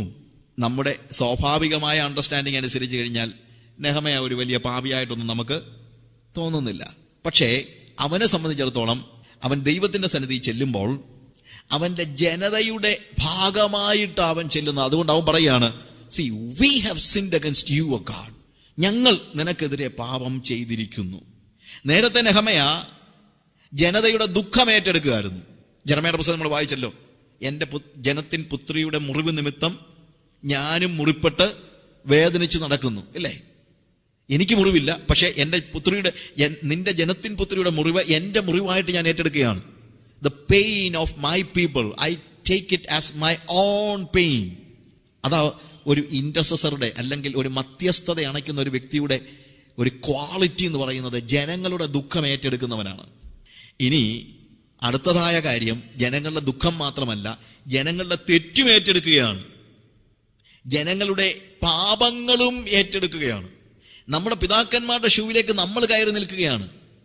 ഞാൻ പറയട്ടെ, സഭയുടെ ഇന്നത്തെ പരിതാപകരമായ അവസ്ഥയിൽ നമ്മൾ ഇങ്ങനെ ആയിപ്പോകാൻ തെറ്റ് ചെയ്തത് ആരൊക്കെയാണെന്നുള്ള ഒരു വിധിയെഴുത്തല്ല ഇന്ന് ആവശ്യം. നമ്മൾ പറയുമ്പോഴതാ, ആരെന്ത് ചെയ്തതുകൊണ്ടാണ് നമ്മുടെ സഭ ഇങ്ങനെ ആയിപ്പോയത്? നേതാക്കന്മാരാണോ പാപികൾ? മനുഷ്യനാണോ പാപികൾ? നമുക്ക് എവിടെയാ പാളിച്ച പറ്റിയത്? എവിടെയാണെന്നുള്ളതല്ല, ആരാണ് തെറ്റ് ചെയ്തതെന്നാണ് നമ്മുടെ ഒന്നാമത്തെ ചോദ്യം ചോദിക്കുന്നത്. പക്ഷെ നെഹെമ്യാ അതൊന്നുമല്ല പറയുന്നത്. നെഹെമ്യാ പറയുന്നത്, യെസ്, എന്റെ പിതാക്കന്മാരുടെ പാപങ്ങൾ കൊണ്ട്. നമ്മുടെ സഭയുടെ ഇന്നത്തെ ദുസ്ഥിതിക്ക് കാരണം നമ്മുടെ പിതാക്കന്മാരുടെ പാപങ്ങളാണ്. നമ്മുടെ അടുത്ത തലമുറയ്ക്ക് നമ്മളുടെ പിതാക്കന്മാര് ദൈവികമായി നമ്മുടെ സഭയെ കൊണ്ടുപോകുന്നതിൽ പരാജയപ്പെട്ടത് കൊണ്ടാണ് നമ്മുടെ സഭ ഈ നിലയിലായി പോയത്. അതിന് സംശയമൊന്നുമില്ല. അതുകൊണ്ട് പിതാക്കന്മാരെ മാറ്റി എന്തെങ്കിലും കാര്യം ചെയ്യുക, കർത്താവേ ഞങ്ങളെങ്കിലും ഞങ്ങളെ നീ നോക്കണേ, അവരെയൊക്കെ മറന്നേരെന്നല്ല. നെഹെമ്യാ പറയാണ്, യെസ്, വി ഹാവ് സിൻ, ഞങ്ങൾ പാപം ചെയ്തു. ജനതയുടെ പാപം നമ്മൾ ഏറ്റെടുക്കുകയാണ്. നെഹെമ്യാ ഏറ്റെടുക്കുക. അങ്ങനെ ഇപ്പൊ ഏറ്റെടുക്കാൻ പറ്റുമോ നമുക്ക് സംശയം തോന്നിയേക്കാം. അത് യേശു ചെയ്ത കാര്യമല്ലേ. നമുക്കൊരു വലിയ പ്രശ്നമുണ്ട്, യേശു ക്രൂശ് എടുത്തു, അതുകൊണ്ട് ഇനി നമുക്ക് ആർക്കും ക്രൂശില്ല. യേശു കഷ്ടം സഹിച്ചു, അതുകൊണ്ട് നമുക്ക് ആർക്കും ഇനിയും കഷ്ടമില്ല, ഇല്ലേ?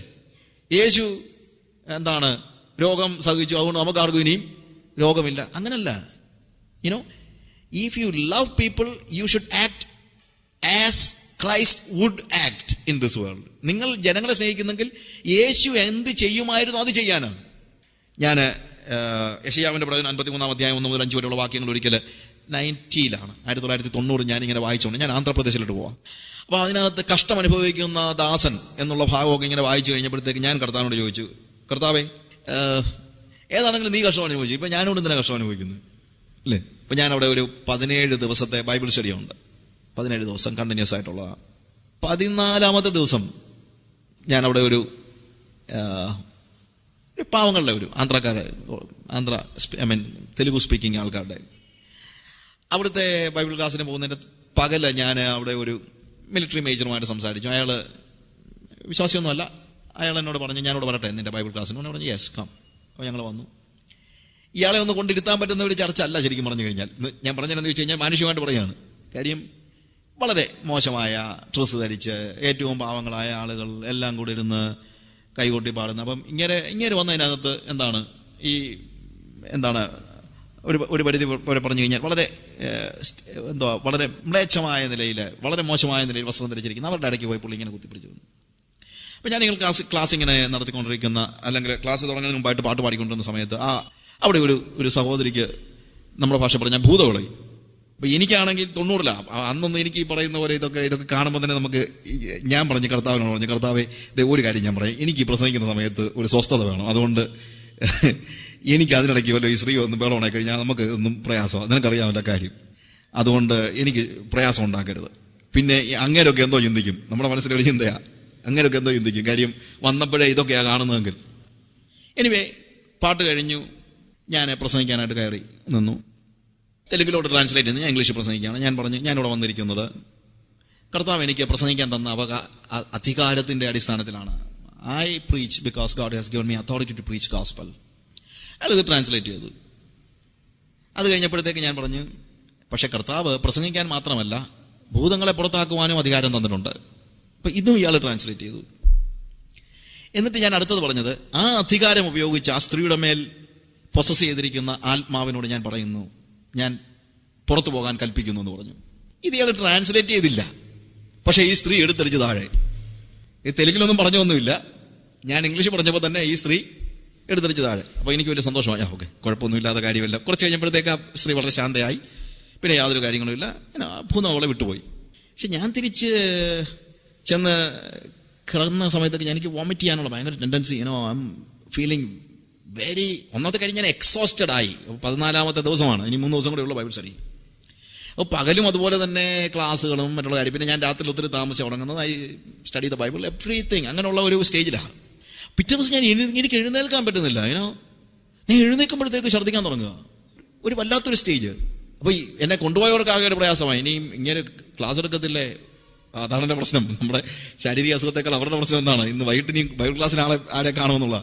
ഞാൻ പറഞ്ഞു, നിങ്ങൾ പേടിക്കൊന്നും വേണ്ട, എന്നെ കൊണ്ട് പിടിച്ചങ്ങ് നിർത്തിയാൽ മതി, ഞാൻ പ്രസംഗിച്ചോളാം, നിങ്ങൾ പേടിക്കൊന്നും വേണ്ടെന്ന് ഞാൻ പറഞ്ഞു.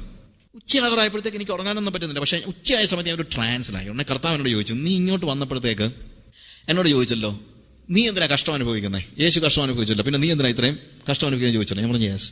എന്നെ പറഞ്ഞ്, നീ നല്ല കംഫർട്ടബിൾ ആയിട്ടുള്ള മുറിയിലല്ലേ കിടക്കുന്നത്? ഞാൻ പറഞ്ഞു അതെ. നിനക്ക് ഒരു നല്ല ഭക്ഷണമൊക്കെ തരുന്നില്ലേ? ഞാൻ പറഞ്ഞുണ്ട്. നിനക്ക് എന്തെങ്കിലും കംഫർട്ടിന് പ്രശ്നം ഉണ്ടായിട്ടുണ്ടോ? ഞാൻ പറഞ്ഞില്ല. എൻ്റെ കർത്താവ് പറഞ്ഞു, പക്ഷേ നീ പ്രസംഗിക്കുന്ന ആ പാവങ്ങളുണ്ടല്ലോ, അവർ നിന്നെ പോലെ സുഖം അനുഭവിക്കുന്നവരൊന്നുമല്ല. They are very poor people, they are suffering.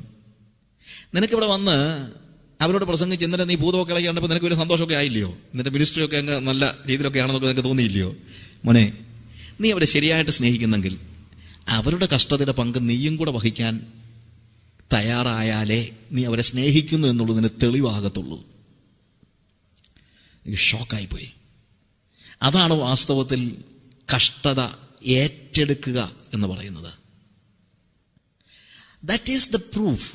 അതാണ് പ്രൂഫ്, വേറെ ഒന്നുമല്ല. നമ്മളവരെ സ്നേഹിക്കുന്നു എന്നുള്ളതിന്റെ തെളിവാണത്. ഞാൻ കുറച്ച് വർഷങ്ങൾക്ക് ശേഷം ഞാൻ ഒരു പ്രാവശ്യം എൻ്റെ വീടിൻ്റെ മുകളിലിരുന്ന് പ്രാർത്ഥിക്കുകയായിരുന്നു.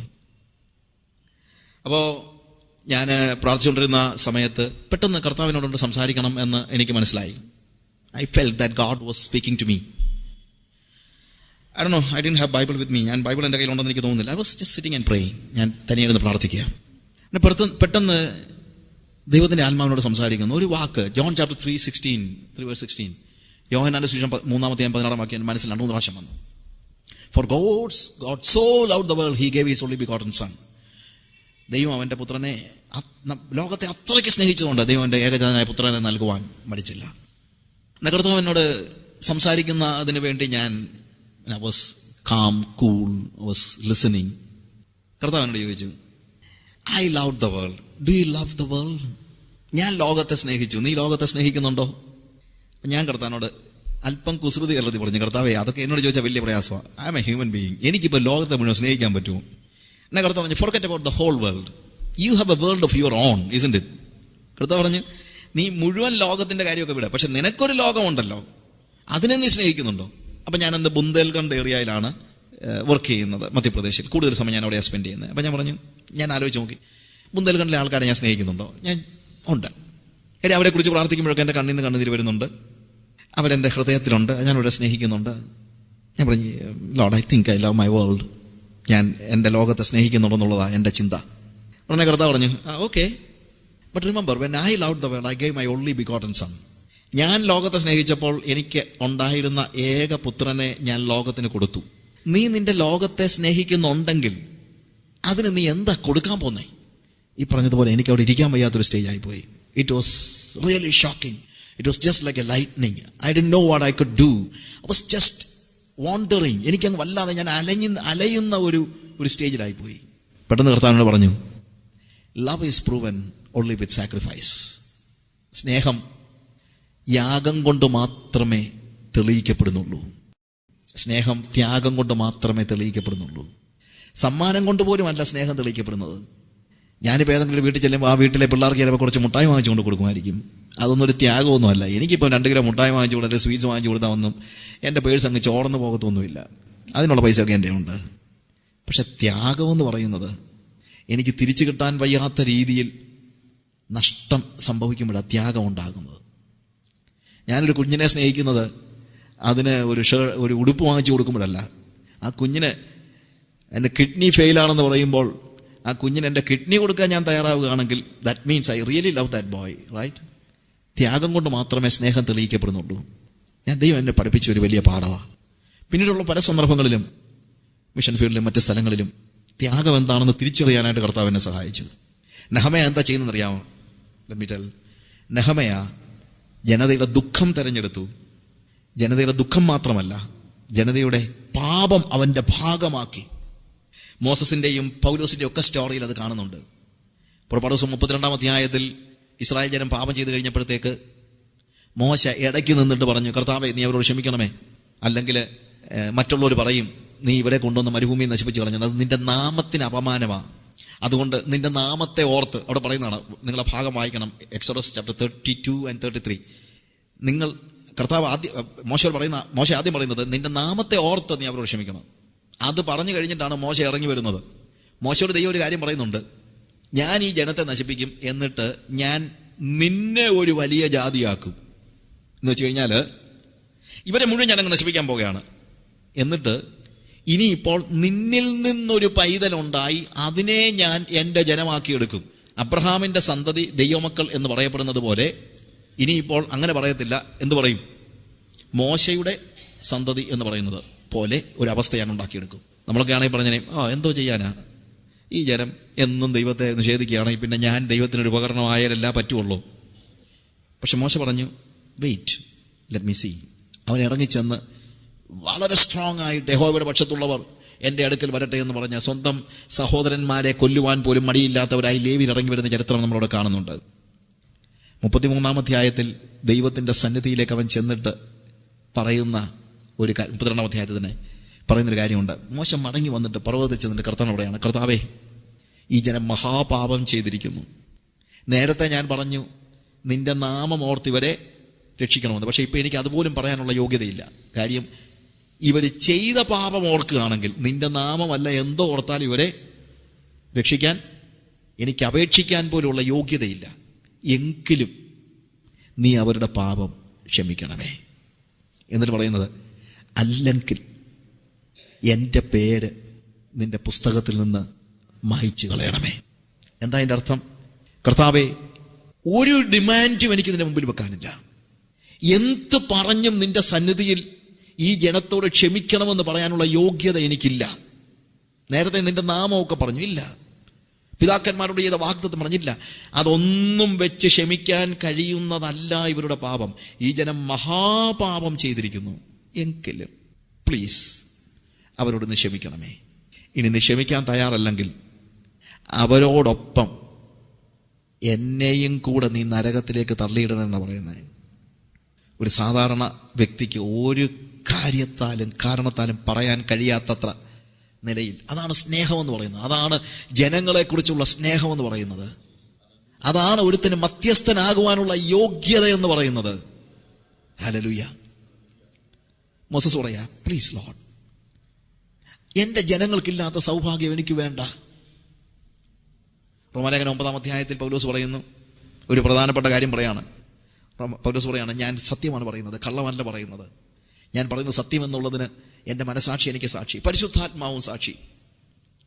ഇത്രയും വലിയൊരു കാര്യം പറയത്തക്ക രീതിയിൽ പൗലോസ് എന്താ കള്ളം പറയുമെന്ന് നിങ്ങൾ ആരെങ്കിലും ചിന്തിക്കുന്നുണ്ടോ? അല്ലെങ്കിൽ റോമിലുള്ള റോമാക്കാരായ ആളുകൾ ചിന്തിക്കും? I don't think. പക്ഷെ പൗലോസ് പറയാൻ പോകുന്ന കാര്യം കേട്ടാൽ അത് സത്യമാകാൻ സാധ്യതയില്ലാത്തൊരു കാര്യമാണ്. പൗലോസ് പറയാണ്, എൻ്റെ ജനം ഇസ്രായേൽ മക്കൾ അവർ രക്ഷിക്കപ്പെടണമെന്നുള്ളത് എൻ്റെ ഹൃദയത്തിൻ്റെ അഭിവാഞ്ചയാണ്. ഞാൻ ദൈവത്തോടൊരു ബാർഗെയിൻ ചെയ്ത് അവിടെ എഴുതിയിരിക്കുകയാണ്, എൻ്റെ ഇസ്രായേൽ മക്കൾക്ക് പകരം കർത്താവിനോട് ഞാൻ പറഞ്ഞു. അതിൻ്റെ അർത്ഥം ഇതാണ്, കർത്താവിന് ഞാൻ ഒരു ദിവസം പറഞ്ഞു, കർത്താവെ ഞാൻ അവരെ ഒത്തിരി സ്നേഹിക്കുന്നു, അവരെൻ്റെ ജനമാണ്, അവരെല്ലാം സ്വർഗത്തിൽ പോകണം എന്നുള്ളത് എൻ്റെ അഭിവാഞ്ച. കർത്താവെ ഞാനൊരു ഒരു ബാർഗെയിൻ ചെയ്യുക നിൻ്റെ അടുത്ത്, നീ അവരെ അങ്ങ് സ്വർഗത്തിൽ കൊണ്ടുപോകാമോ? അതിന് പകരം വേണമെങ്കിൽ ഞാൻ ക്രിസ്തുവിനോട് വേറുപെട്ട് എന്നും നരകത്തിൽ കഴിഞ്ഞോളാം. എനിക്കിന്നും മനസ്സിലാക്കാൻ കഴിയാത്തൊരു കാര്യമാണ്. കർത്താവിനോട് പറയാ, നീ ഒരു രക്തസാക്ഷിയായി തീരുകയാണെങ്കിൽ ഒറീസയിലെ ജനങ്ങളെ അല്ലെങ്കിൽ മധ്യപ്രദേശിലെ ജനങ്ങളെ ഞാൻ രക്ഷിച്ചോളാം എന്ന് പറഞ്ഞു കഴിഞ്ഞാൽ 100 വട്ടം ഞാൻ സമ്മതിക്കും. ഞാൻ മരണത്തെ മുഖാമുഖം പല പ്രാവശ്യം കണ്ടിട്ടുണ്ട്. മരണത്തെ അത്രയ്ക്ക് പേടിയൊന്നും ഇല്ലെന്നുള്ളൊരു അഹങ്കാരവും എനിക്കുണ്ട്. അതുകൊണ്ട് രക്തസാക്ഷിയാകുക എന്ന് പറഞ്ഞു കഴിഞ്ഞാൽ അത്ര വലിയ ആനക്കാര്യമൊന്നുമല്ല. കാര്യം മരിച്ചു കഴിഞ്ഞാൽ ഞാൻ അടുത്ത നിമിഷത്തിൽ ആരുടെ അടുത്ത് തന്നെയാണ്? കർത്താവിൻ്റെ അടുത്താണ്. പക്ഷേ കർത്താവ് ചോദിക്കുക, എടാ നിന്നെ ഞാൻ നരകത്തിൽ അങ്ങ് വിട്ടിട്ട് ഇവരെ അങ്ങ് സ്വർഗത്തിൽ കൊണ്ടുപോയാലോ എന്ന് ചോദിച്ചാൽ I will think twice, no doubt. 2 പ്രാവശ്യം ഞാൻ ആലോചിക്കും. പക്ഷെ പൗലോസ് പറയുന്നത്, ഞാൻ കർത്താവിനൊരു ബാർഗെയിൻ ചെയ്തു. എൻ്റെ ജീവിതകാലം മുഴുവൻ ക്രിസ്തുവിനോട് വേർപെട്ട് ഞാൻ ശാപഗ്രസ്തനായിക്കൊള്ളാം, നരകത്തിലോട്ട് പൊക്കോളാം, നീ ഇസ്രായേൽ മക്കളെ മുഴുവൻ സ്വർഗത്തിൽ കൊണ്ടുപോകാമെങ്കിൽ. അതാണ് യഥാർത്ഥ സ്നേഹം എന്ന് പറയുന്നത്. അവിടെയാണ് ജനങ്ങളുടെ പാപങ്ങളെ ഞാൻ ഏറ്റെടുക്കുന്നത്, ഞാൻ ദുരന്തം ഏറ്റെടുക്കുന്നത്. എസെക്കിയേൽ പ്രവചനത്തിൽ 23-ാം വാക്യത്തിൽ 23-ാം അധ്യായത്തിൽ നമ്മൾ എല്ലാവരും മധ്യസ്ഥ പ്രാർത്ഥനയ്ക്ക് ഉപയോഗിക്കുന്ന ഒരു വാക്കുണ്ട്, എൻ്റെ കോപം ജനങ്ങളുടെ മേൽ പതിക്കാതെ വണ്ണം മതിൽ കെട്ടി ഇടിവിൽ നിൽക്കേണ്ടതിന് ഞാനൊരു പുരുഷനെ അന്വേഷിച്ചു, ആരെയും കണ്ടില്ലാതാനും. അവിടെ മതിൽ കെട്ടി എന്ന വാക്ക് വളരെ പ്രസക്തമാണ്.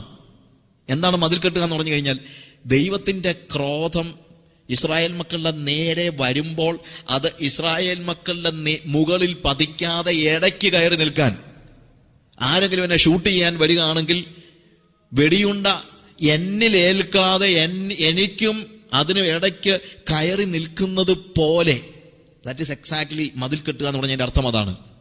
ദൈവത്തിൻ്റെ ക്രോധം എൻ്റെ മേൽ പതിച്ചോട്ടെ, പക്ഷെ എൻ്റെ ജനം രക്ഷപ്പെടണം. അതാണ് യഥാർത്ഥത്തിലുള്ള സ്നേഹമെന്ന് പറയുന്നത്.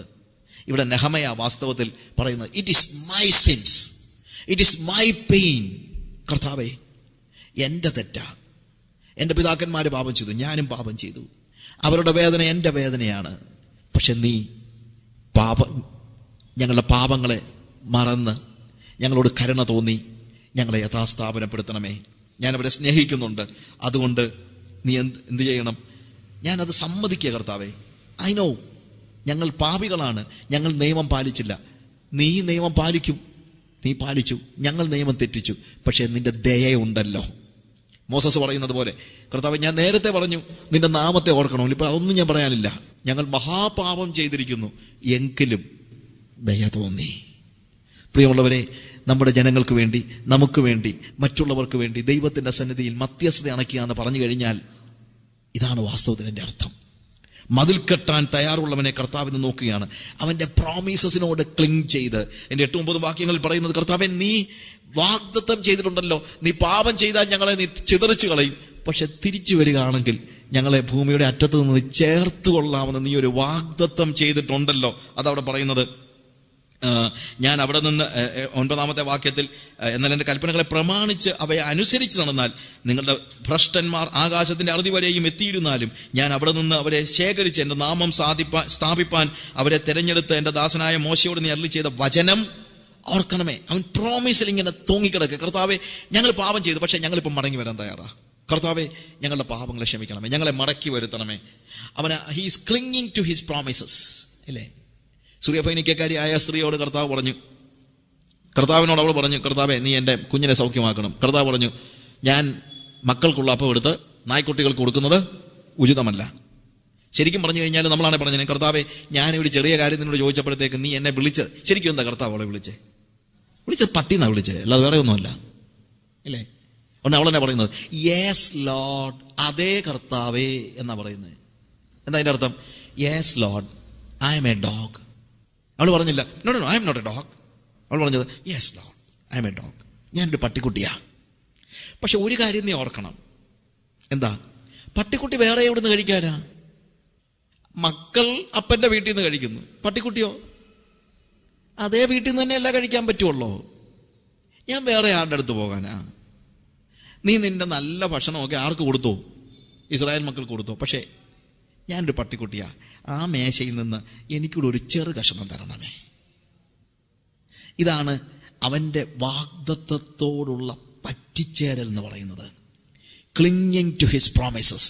ഈ നാളുകളിൽ ദൈവത്തിൻ്റെ സാന്നിധ്യത്തിൽ അവൻ നമ്മളോട് വാഗ്ദത്തം ചെയ്ത ആ ആത്മിക ഉണർവിന് വേണ്ടിയുള്ള ഒരു പറ്റിച്ചേരൽ അത്യന്താപേക്ഷിതമായിരിക്കുകയാണ്. നമുക്ക് നമ്മുടെ കണ്ണുകളെ അടയ്ക്കാം. ഹല്ലേലൂയ. നമുക്ക് ദൈവത്തിൻ്റെ സാന്നിധ്യത്തിൽ കർത്താവിനോട് പറയാൻ പറ്റുമോ? കർത്താവേ, ഞങ്ങൾക്ക് വേറെ ഓരോ സ്ഥലത്തേക്കും പോകാനില്ല. ഞങ്ങൾക്ക് വലിയ ദുഃഖമുണ്ട് ഞങ്ങളുടെ സഭയുടെ അവസ്ഥയിൽ, ഞങ്ങളുടെ വ്യക്തിപരമായ ജീവിതത്തിലെ പ്രതിസന്ധികളിൽ. ഞങ്ങൾ പലപ്പോഴും ഉപവസിച്ചിട്ടുണ്ട്, ഞങ്ങൾ കരഞ്ഞിട്ടുണ്ട്. പക്ഷെ അതോട് ചേർന്ന് ഞങ്ങൾ ഇതിൽ നിന്ന് രക്ഷപ്പെടാനുള്ള സ്ട്രാറ്റജികൾ ഉണ്ടാക്കിയിട്ടുണ്ട്. ഇന്ന് ഞങ്ങളുടെ എല്ലാ സ്ട്രാറ്റജികളും ഞങ്ങൾ മാറ്റിവെക്കുന്നു. ഞങ്ങളുടെ എല്ലാ ബുദ്ധിയും ഞങ്ങൾ ഉപേക്ഷിക്കുന്നു. ഞങ്ങൾ നിങ്കലേക്ക് തിരിയുന്നു. കർത്താവേ, നീ നിയമം പാലിക്കുന്നവനാണ്, ഞങ്ങൾ നിയമം പാലിച്ചില്ല. നീ പ്രോമിസ് ചെയ്തവൻ, വാഗ്ദത്തം ചെയ്തവനാണ്, പക്ഷെ ഞങ്ങൾ നിന്റെ വാഗ്ദത്തത്തോട് പറ്റി നിന്നില്ല. ഞാനും എൻ്റെ പിതൃഭവനവും പാപം ചെയ്തു. എൻ്റെ സഭയുടെ പതനത്തിന് കാരണം മറ്റുള്ളവരല്ല, ഞാനാ കർത്താവേ. എൻ്റെ തലമുറ നഷ്ടപ്പെട്ടു പോകാനുള്ള കാരണം മറ്റുള്ളവരല്ല കർത്താവേ, ഞാനാ. നിന്റെ സന്നിധിയിൽ ഒരു ന്യായവും പറഞ്ഞുകൊണ്ട് വരാൻ എനിക്കില്ല. ഞാൻ ഇതുവരെയും എൻ്റെ നാമത്തിലാണ് പലപ്പോഴും വന്നത്. ഞാൻ അത് ചെയ്തു, ഞാൻ ഉപവസിച്ചു, ഞാൻ പ്രാർത്ഥിച്ചു, ഇതൊക്കെ പറഞ്ഞുകൊണ്ടാണ് ഞാൻ വന്നത്.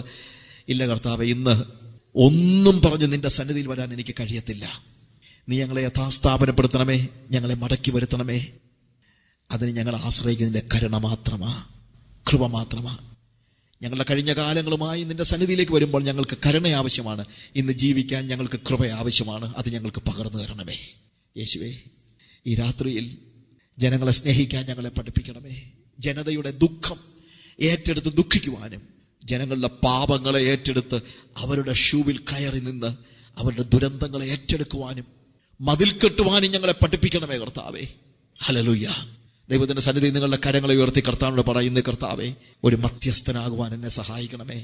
നെഹെമ്യാവിനെ പോലെ നിനക്കും ജനത്തിനും മധ്യത്തിലേക്ക് കയറി നിൽക്കുവാൻ ഞങ്ങളെ സഹായിക്കണമേ കർത്താവേ. ഞങ്ങൾ പെട്ടെന്ന് മതിൽ പണിയുന്ന കാര്യം ആലോചിക്കുന്നത് ഇല്ല കർത്താവേ. അതിനു മുമ്പ് ജനങ്ങൾക്കും നിനക്കും മധ്യത്തിൽ നെഹെമ്യാ നിന്നതുപോലെ ഇന്ന് രാത്രിയിൽ ഉണർവിന്റെ നായകനാകുന്നതിന് മുന്നോടിയായി നിനക്കും ജനത്തിനും മധ്യത്തിൽ കയറി നിൽക്കാൻ ഞങ്ങൾ ആഗ്രഹിക്കുന്നു കർത്താവേ. അവിടുത്തെ ദയ ഞങ്ങളുടെ മേൽ ചൊരിയണമേ. നിന്റെ വാഗ്ദത്തത്തിൽ ഞങ്ങൾ തൂങ്ങിക്കിടക്കുന്നു. ഞങ്ങൾ നായ്ക്കുട്ടികളാണ്, പക്ഷെ ഞങ്ങൾ വേറെ എവിടെ പോകാനാ കർത്താവേ? ഞങ്ങൾ പാപം ചെയ്തു, പക്ഷെ ഞങ്ങളെ വേറെ ആര് രക്ഷിക്കാനാ കർത്താവേ? നിന്റെ മേശയിൽ നിന്ന് വീഴുന്ന ഒരു അപ്പനുറുക്ക്, അതിൽ കൂടുതൽ ഞങ്ങൾ ചോദിക്കുന്നില്ല. നിന്റെ കരുണയുടെ ഒരു ചെറിയ കഷണം. Glory, hallelujah. ഇന്ന് രാത്രി ഞങ്ങൾ ചോദിക്കുന്നതാ കർത്താവേ, നിന്റെ കരുണയുടെ ഒരു ചെറിയ കഷണം ഞങ്ങൾക്ക് വേണം. ദൈവത്തിൽ പറയാമോ കർത്താവേ? നിങ്ങളുടെ വാ തുറന്ന് പറയാം, കർത്താവേ, നിന്റെ കരുണയുടെ ഒരു ചെറിയ കഷണം എനിക്ക് വേണം കർത്താവേ. ഹല്ലേലൂയ. എന്നോട് കരുണ തോന്നണമേ, എന്നോട് ദയ തോന്നണമേ. നിയമം പാലിക്കുന്നവനായ കർത്താവേ, ഇന്ന് രാത്രി ഞാൻ നിയമത്തിന് വേണ്ടി അല്ല അപേക്ഷിക്കുന്നത്, ദയയ്ക്ക് വേണ്ടി. ഹല്ലേലൂയ. യേശുവിന്റെ നാമത്തിൽ തന്നെ ആമേൻ.